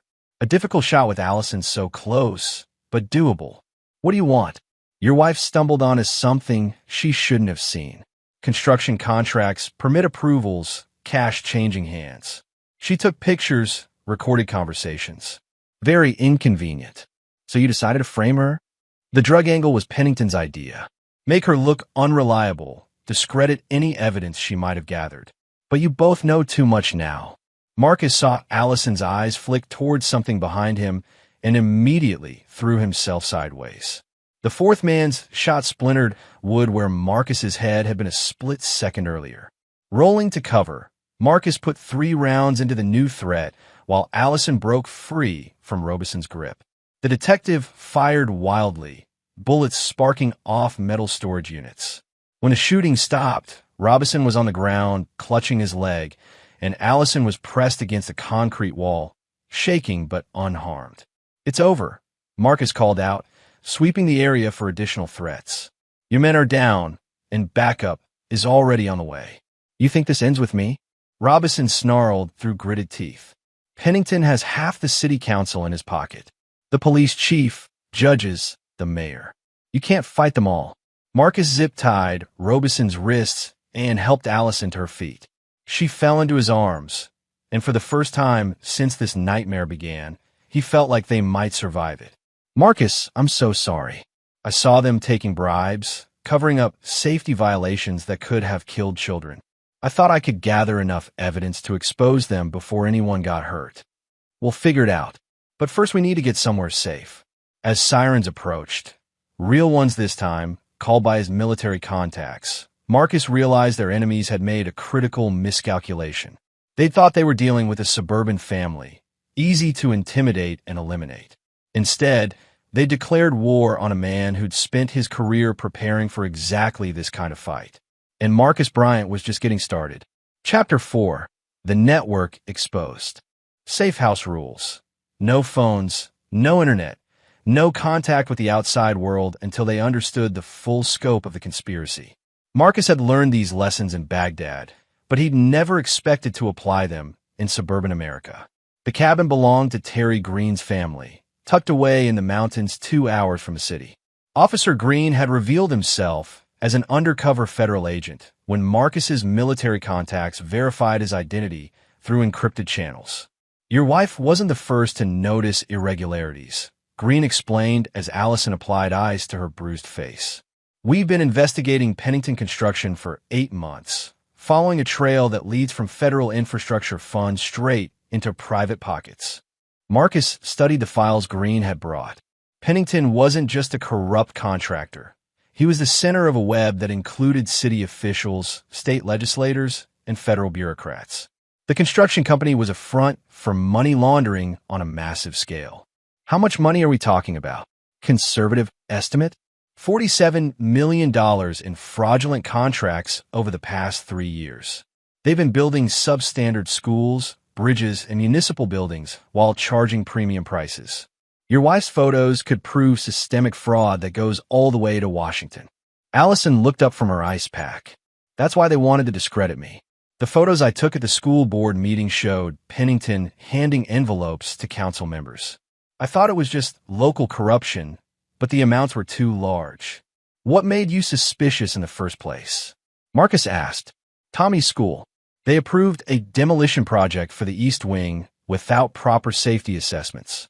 I reviewed the permits, structural integrity reports were forged, inspection signatures were fake. If that building collapsed during school hours, she didn't need to finish. Marcus felt cold rage building in his chest. These people had been willing to endanger children to protect their profit margins. So, I started following the paper trail. Allison continued. Shell companies, dummy corporations, all leading back to Pennington.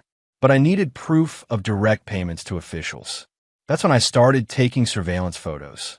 Green spread out a map of the city, marking locations with red pins. We know they have people in the police department, city hall, and the courthouse. What we don't know is how deep it goes or who else might be compromised. Marcus studied the pattern. They're not just stealing money. They're building a power base. Political influence, law enforcement protection, judicial immunity. This isn't ordinary corruption. It's systematic control. Which is why they can't let you and Allison live, Green said bluntly. You've seen too much, and they can't risk you testifying. Allison reached for Marcus's hand. I should have told you what I was doing. I thought I could handle it alone, but when I realized how big it was, you were protecting our family. I understand. Marcus squeezed her hand, then turned to Green. What's your operational timeline? We need more evidence before we can move. Witness testimony is good, but we need financial records, communications, something that directly ties the federal funds to the conspirators. Where would those records be? Pennington's private office, most likely. Or his home. We know he keeps detailed records, criminal arrogance. But we can't get a warrant without tipping off potential allies in the system. Marcus felt a familiar tactical clarity settling over him. This was enemy territory, but it was also an intelligence operation. And he'd run plenty of those. What if he didn't need a warrant? Green raised an eyebrow. I can't officially sanction breaking and entering. But if someone hypothetically obtained evidence of federal crimes and provided it to you through anonymous channels, hypothetically, such evidence might be admissible if it was obtained by a private citizen who felt their family was in immediate danger. Allison looked between them.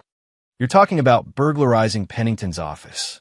I'm talking about reconnaissance. Marcus corrected. Information gathering. Understanding our enemy's capabilities and intentions. He'd already made his decision, but he wanted Allison's input. They were in this together now. It's dangerous, she said carefully, but these people try to destroy our family. They put our son in the middle of their crimes. And if their construction fraud kills someone. Marcus nodded. Green, I need building schematics, security information, and personnel schedules for Pennington Construction. Also background checks on all employees. I want to know who might be sympathetic to our cause. You're talking about a military-style operation. I'm talking about protecting my family. Everything else is just tactics. As Green began making secure phone calls, Marcus walked to the cabin's window and looked out at the mountain landscape. Somewhere down there, powerful people were planning to eliminate his family to protect their criminal empire. They'd made their choice when they involved Tommy, when they put drugs in Allison's lunchbox, when they decided his family was expendable. Now Marcus was going to show them what a bad decision looked like. Chapter 5. Behind Enemy Lines. Pennington Construction occupied a gleaming office complex on the city's east side, all chrome and glass designed to project success and legitimacy. Marcus observed the building from a coffee shop across the street, noting security cameras, guard rotations, and traffic patterns. 3 days of reconnaissance had revealed the company's operational rhythm. Reginald Pennington himself arrived each morning at 7:30, left for lunch at noon, and typically departed by 6 p.m. His office was on the 4th floor, corner suite with reinforced windows and a private elevator. Getting inside wouldn't be the problem. Getting out with useful intelligence while avoiding a kill team would be the challenge. Marcus's phone buzzed with a text from Green. Thermal imaging confirms building is clear. Maintenance access via parking garage.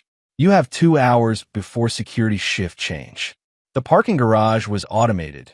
Card readers and cameras, but no human guards. Marcus had acquired legitimate contractor credentials through a contact who specialized in corporate infiltration. Sometimes his old military network proved invaluable. The maintenance elevator required a special key, obtained by studying the building's service contracts and identifying the most corruptible employee. $100 and a convincing story about his boss needing access had solved that problem. 4th floor was executive territory, thick carpets, expensive artwork, and the kind of silence that came from soundproofing design to keep secrets contained. Pennington's office door was solid wood with an electronic lock. Marcus's lockpicks were efficient, but not silent. Every click seemed to echo in the hallway as he worked, but after 90 seconds, the mechanism yielded. Inside, Pennington's office looked like a monument to ego, diplomas, awards, photos with politicians and celebrities. But Marcus was interested in the filing cabinets behind the massive mahogany desk.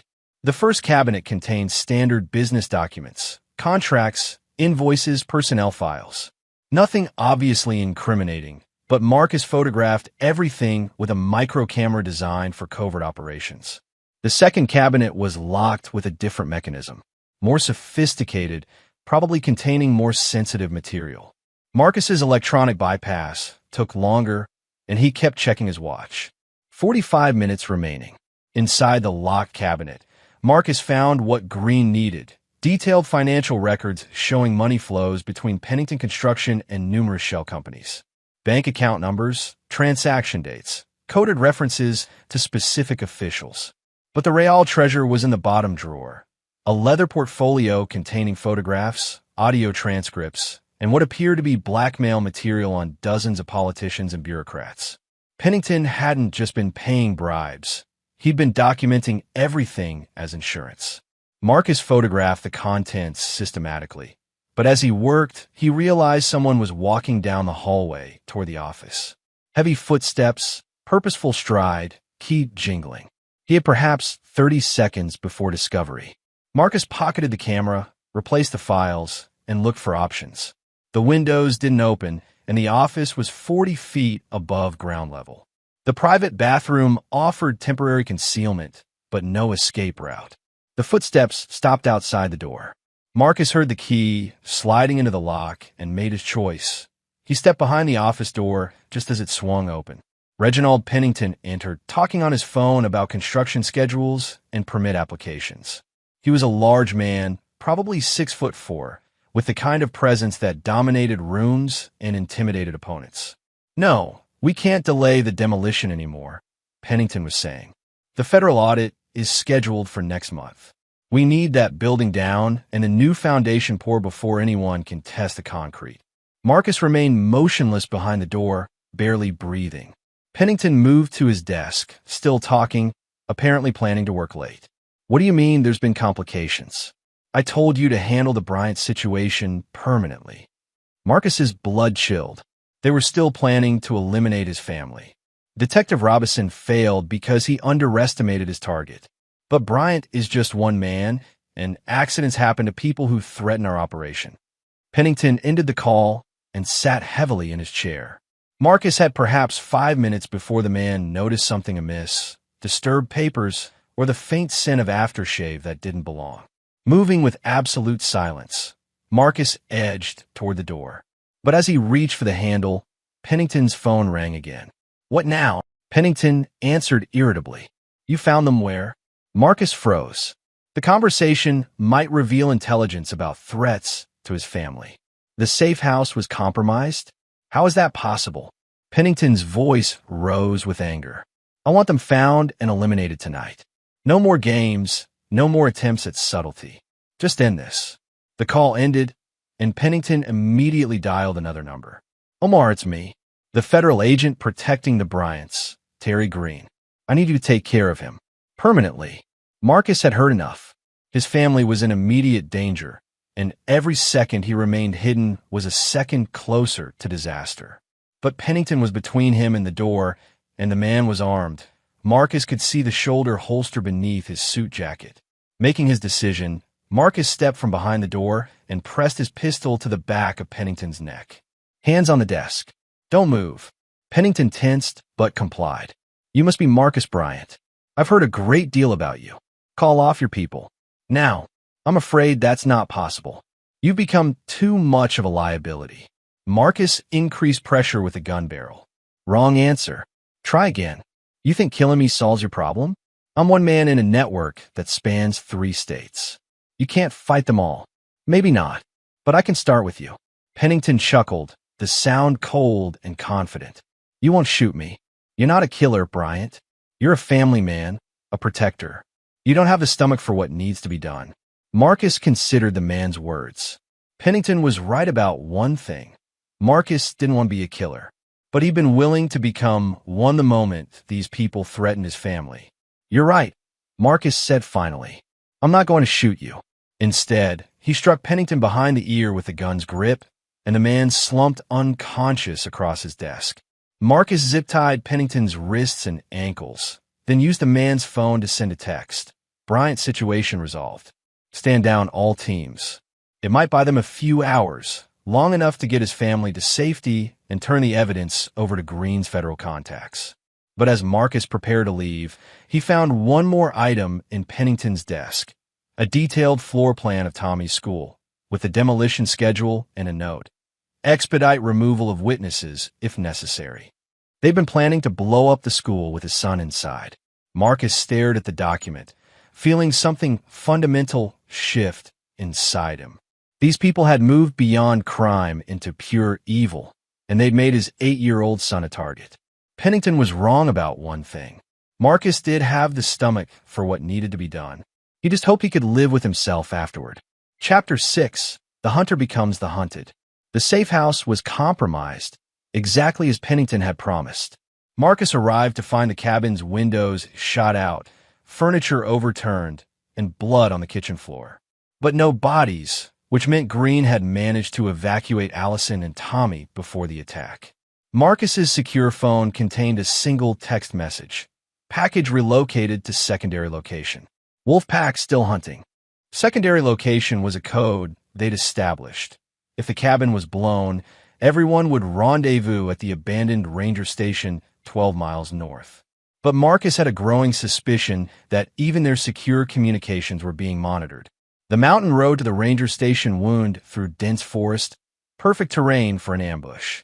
Marcus drove carefully, checking mirrors, studying every shadow that might conceal a sniper. His military training was kicking in, hyper-awareness, tactical thinking, preparation for violence. The ranger station appeared empty, but Marcus approached on foot through the trees. His family was inside, along with Green and two people he didn't recognize, a woman in tactical gear and a man with the bearing of federal law enforcement. Marcus, thank God. Allison ran to him as he entered. Tommy hugged his legs, and for a moment the world felt normal again. Status report, he said to Green. They hit the cabin 40 minutes after you left for Pennington's office.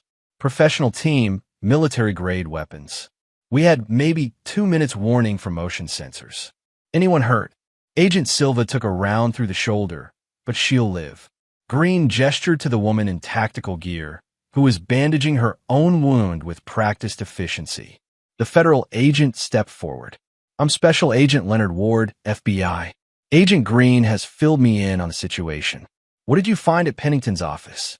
Marcus transferred the photographs from his camera to Ward's laptop, watching the agent's expression grow darker with each image. This is enough to bring down half the state government, Ward muttered. Financial records, blackmail material, documented bribery. But it might also get you killed before we can use it. They're already trying to kill us. What's the difference? The difference is that now they're desperate. Cornered animals are the most dangerous. Tommy tugged on Marcus's sleeve. Dad, why are those bad men trying to hurt us? Marcus knelt to his son's eye level, struggling with how to explain adult corruption to an 8-year-old. Some people make bad choices, buddy. They care more about money than about doing the right thing. Like the bullies at school? Yeah, exactly like that. But we're going to make sure they can't hurt anyone else. Agent Ward closed the laptop and stood. Mr. Bryant, I need to ask you about Reginald Pennington. Our sources indicate he's been missing since last night. Missing how? He never came home from the office. His wife called police this morning. There are signs of struggle in his office. Zip ties, evidence that someone had been through his files. Marcus kept his expression neutral. Interesting. You wouldn't know anything about that, would you? I might have paid his office a visit. For reconnaissance purposes. Ward exchanged a look with Green. And Pennington's current whereabouts? When I left him, he was resting comfortably in his office chair. What happened after that is anyone's guess. It was mostly true. Marcus had left Pennington alive, but unconscious. What the construction executives' associates had done when they found him was their business. Green's radio crackled with static, then a voice. All units, be advised. Armed subjects spotted near Ranger Station. Repeat, multiple armed subjects approaching target location. Through the windows, Marcus could see muzzle flashes in the tree line. The building shook as high-powered rounds punched through the wooden walls. Everyone down, Ward shouted, drawing his weapon. Silva, can you move? I can fight. Marcus pulled Tommy behind an overturned table while Allison pressed against the wall beside them. Buddy, remember the games we play at home? Hide and seek. Tommy nodded, eyes wide with fear. I need you to be the best hide-and-seek player ever, okay? Stay right here with Mom, and don't make any noise. Marcus crawled to the window and peered through a bullet hole. At least 8 attackers spread through the forest in professional formation. They had the ranger station surrounded and were closing the noose methodically. How many rounds do we have? Marcus asked. Ward checked his magazine. 60 rounds total. Silva. Same. Green tossed Marcus an extra pistol. 40 more here. Marcus counted muzzle flashes and estimated distance. We're outnumbered and outgunned. They'll overwhelm us in minutes unless we change the game. What do you suggest? Marcus thought about the terrain, the building's layout, the psychological profile of their attackers. These were hired killers, professionals who expected their targets to cower and surrender. They're expecting a siege. We give them a breakout. Marcus moved to the building's rear door, which faced the steepest section of forest. I go out the back, circle around, hit them from behind. Once they turn to engage me, you take Tommy and Allison out the front and get to the vehicles. That's suicide, Green said. Maybe, but it's the only play that gets my family out alive. Allison grabbed his arm. Marcus, no. We stay together. We stay alive. That's what matters. He kissed her forehead, then Tommy's. I'll catch up, I promise. Before anyone could argue further, Marcus slipped out the rear door and into the forest. He had perhaps 30 seconds before the attackers realized their formation had been compromised. The mountain terrain was his ally now. Marcus had trained for exactly this kind of asymmetric warfare, turning an enemy's numerical advantage into a tactical liability. If he could stay mobile, hit them from unexpected angles, create enough chaos. The first target never saw him coming. Marcus emerged from behind a tree trunk and put 2 rounds center mass before the man could raise his rifle. The second attacker turned at the sound of gunfire, but Marcus was already moving, using the forest for cover. Another 2 rounds, another threat eliminated. By the time the remaining attackers realized they were under attack from behind, Marcus had already repositioned and was engaging a third target. The professional formation was collapsing into individual confusion. Through the trees, he could see Green leading his family toward the vehicles. Almost there. But as Marcus lined up his next shot, he heard something that made his blood freeze. The distinctive whine of an incoming helicopter. The attackers weren't just a ground team. They had air support, and his family was running directly into another trap. Marcus keyed his radio. Green, abort. Chopper incoming from the north. But the radio was dead, jammed, or destroyed. His family was on their own, and Marcus was still 300 yards away through hostile forest. He'd never felt more helpless in his life. Chapter 7. The Counterattack. The helicopter was a sleek black model, military surplus, equipped with searchlights and what looked like mounted weapons. It swept low over the ranger station, rotors whipping the forest into chaos. Marcus watched helplessly as Green herded Allison and Tommy toward the tree line, only to be forced back by the aircraft's devastating firepower. Rounds chewed up earth where his family had been standing seconds before. But the helicopter's presence also revealed something crucial. Their attackers were willing to use extreme measures in public. This level of violence would draw massive law enforcement response, which meant they planned to end this tonight permanently.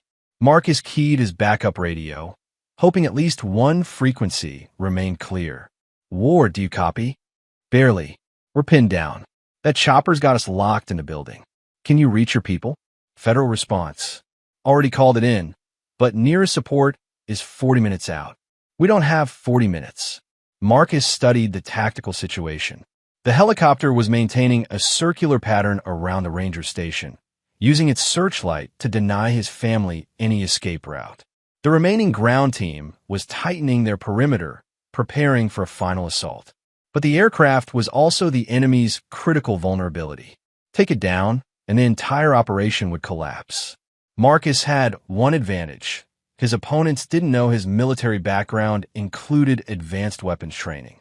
They saw a suburban security consultant, not a former Army Ranger who'd spent 2 tours specializing in asymmetric warfare. Moving through the forest with practiced stealth, Marcus approached the position where he'd neutralized the first attacker. The man's rifle was a high-end AR-15 variant with a scope and grenade launcher attachment. More importantly, he carried fragmentation grenades on his tactical vest. Marcus had used similar weapons in Afghanistan, turning enemy equipment against hostile forces. The principle remained the same. Identify the most dangerous threat and eliminate it with maximum efficiency. The helicopter was completing another circuit, its searchlight sweeping methodically across the forest. Marcus calculated trajectory, wind speed, and timing. He would have one opportunity, maybe 2 seconds to acquire the target. As the aircraft approached his position, Marcus stepped into a small clearing and shouldered the grenade launcher. The helicopter's pilot saw him immediately, banking hard to bring mounted weapons to bear. But Marcus had already fired.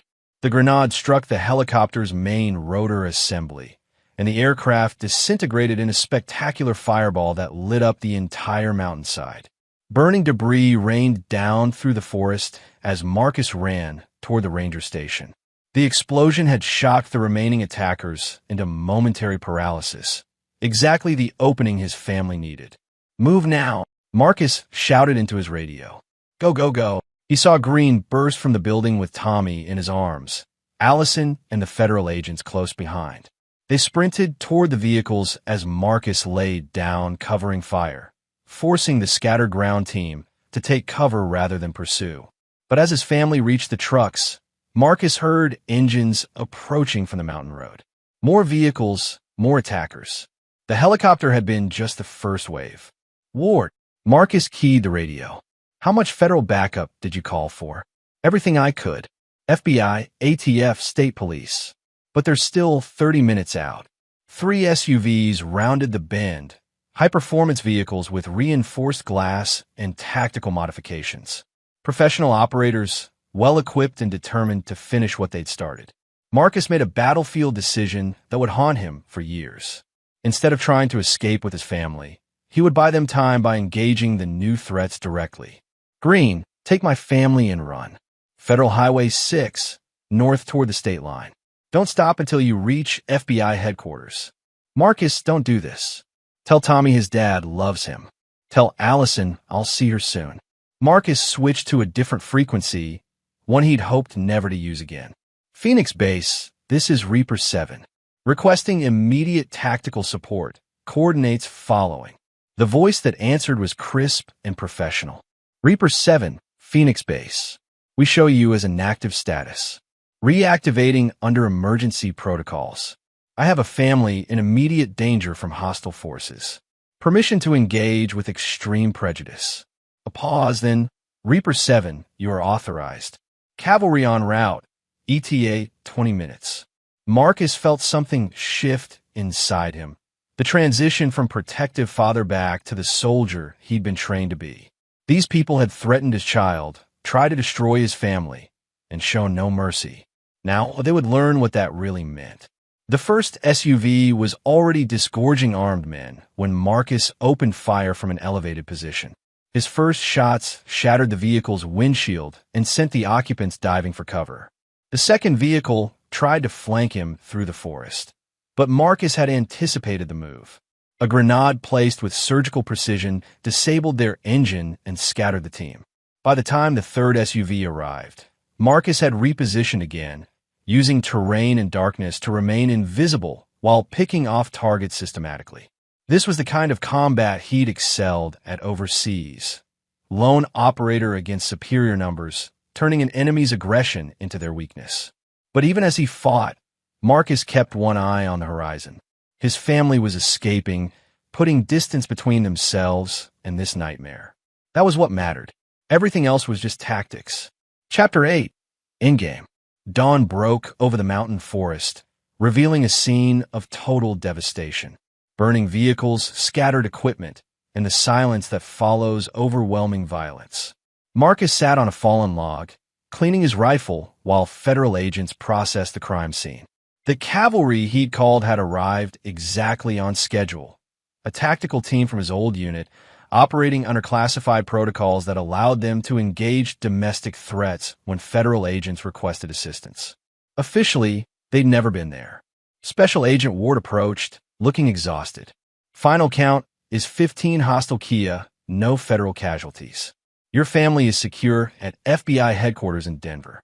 Marcus nodded, feeling empty. The adrenaline was wearing off, leaving behind the weight of what he'd done. Any survivors? 2.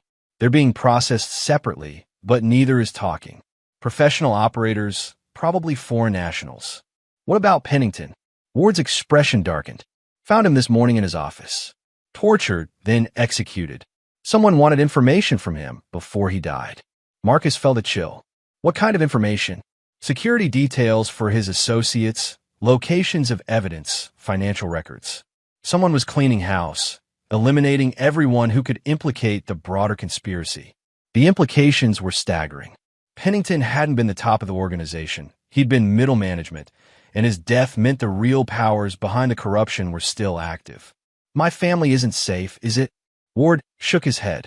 The financial evidence you obtained is devastating, but it also makes you permanent targets. These people have millions of dollars and political influence. They can wait, plan, try again. Marcus stood, decision crystallizing in his mind. Then we don't give them the chance. What do you mean? You said the evidence could bring down half the state government. Let's bring them all down. Today. Ward stared at him. That's not how federal prosecutions work. We need time to build cases, verify evidence, secure additional witnesses.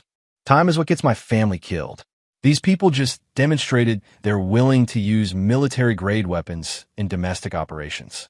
They have federal agents on payroll, judges in their pocket, police commanders taking bribes. The system is too compromised for normal procedures. Marcus pulled out his secure phone and began scrolling through contacts. Men and women from his military background, people who transitioned to corporate security, federal law enforcement, and intelligence services. The kind of network that could coordinate actions across multiple jurisdictions simultaneously. What are you proposing? Coordinated takedown. Hit all the major players at once, before they can destroy evidence or flee. Use the financial records to identify bank accounts and freeze assets. Simultaneous arrests based on your federal warrants. Ward looked skeptical. That would require unprecedented interagency coordination. FBI, ATF, IRS, Treasury, State Police. I've coordinated larger operations with less preparation. The key is speed and overwhelming force. Don't give them time to respond or adapt. Marcus was already making calls, activating relationships built over 15 years in military and corporate security. Within an hour, he had commitments from federal agents in 3 states, IRS investigators, Treasury Department specialists, and state law enforcement commanders who'd been waiting for an opportunity to clean house. The beauty of corruption was its paper trail. Every bribe required documentation. Every laundered dollar left electronic fingerprints. The evidence Allison had gathered, combined with Pennington's blackmail files, painted a complete picture of the criminal network. By noon, Marcus was coordinating a law enforcement operation that spanned 6 cities and involved over 200 agents. Mayor's offices, construction companies, judicial chambers, police precincts, simultaneous raids designed to catch every conspirator before they could communicate with associates or destroy evidence. This is either brilliant or completely insane, Ward muttered as they watched the operation unfold from an FBI command center. Sometimes there's no difference. The first arrest began at 2:17 p.m. Judge Catherine Stokes, caught accepting an envelope of cash in her chambers. Police Chief Ron Collier, attempting to shred documents when agents breached his office. City Council members Omar Tate and Lyle Nicholson, arrested during what they thought was a routine budget meeting.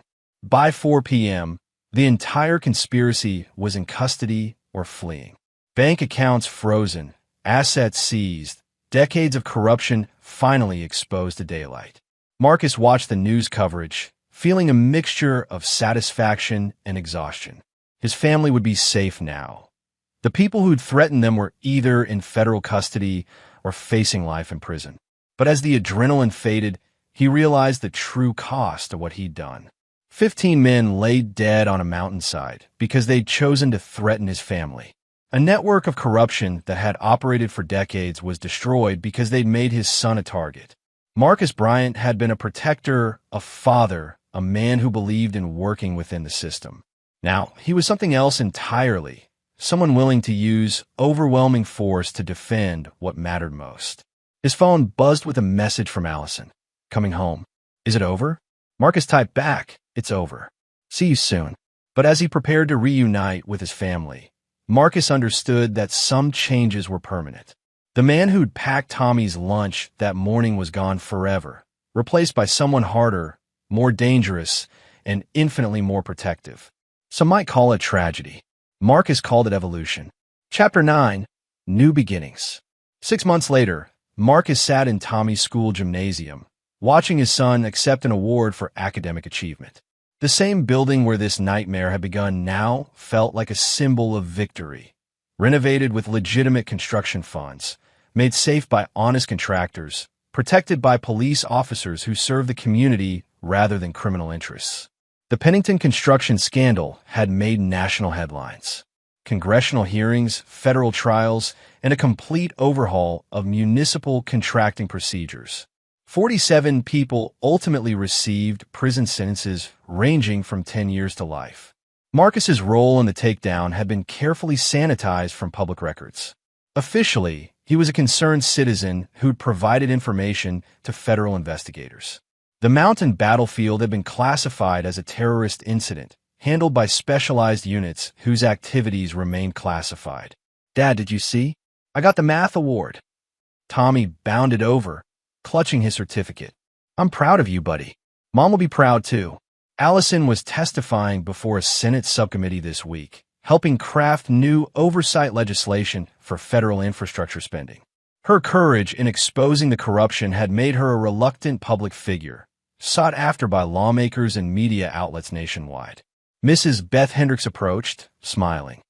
"Tommy's been our star student this semester. I think the experience last year really motivated him to focus on his studies." Marcus nodded. They told Tommy a carefully edited version of events. Bad men had tried to hurt their family, but the good guys had won in the end. It was true enough, though it omitted some darker details. "Mr. Bryant, there's someone I'd like you to meet."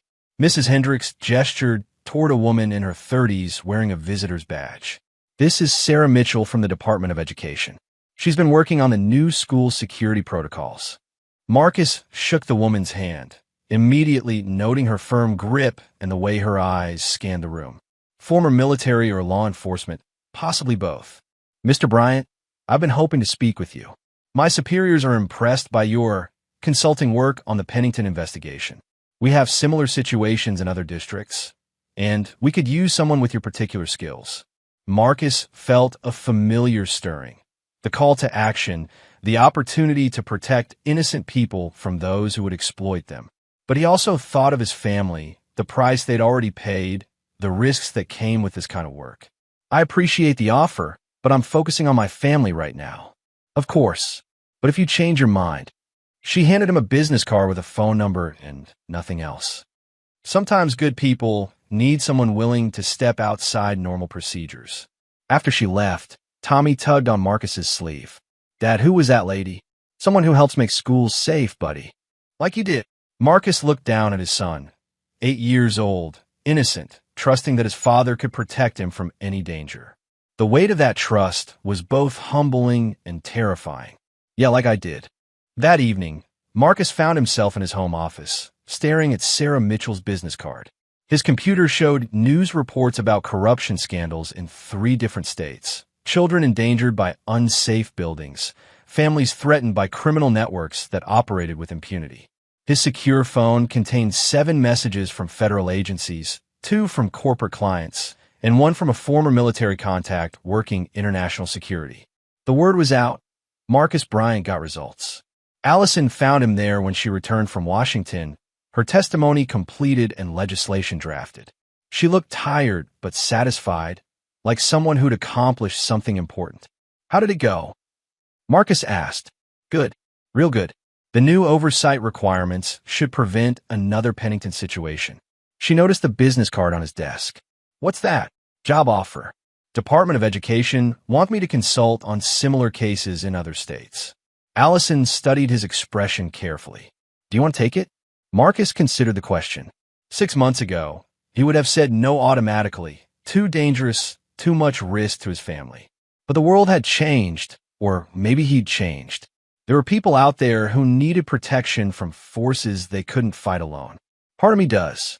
These cases, children are at risk, families are being threatened. Someone has to stand up to these people. And you're good at it. Apparently. Allison sat on the edge of his desk. "What does your heart tell you?" Marcus looked through his office window toward Tommy's room, where his son was probably reading before bed. The boy who'd innocently grabbed the wrong lunchbox and triggered a chain of events that toppled a criminal empire. "My heart tells me that evil exists and good people need protection. But it also tells me that my first responsibility is to my family." What if those responsibilities don't have to be mutually exclusive? Marcus raised an eyebrow. Meaning maybe we do this together. You handle the tactical side, I handle the investigative and legal aspects. We build safeguards, work with legitimate agencies, only take cases where we can make a real difference. The idea was intriguing. Allison had proven herself capable of extraordinary courage, and her skills complemented his own. Together, they might be able to help families like theirs while minimizing risks to Tommy. It will be dangerous work. More dangerous than doing nothing while criminals hurt children? Marcus, we have skills, resources, and experience that most people don't. Maybe we have an obligation to use them. Marcus picked up Sarah Mitchell's card and turned it over in his hands.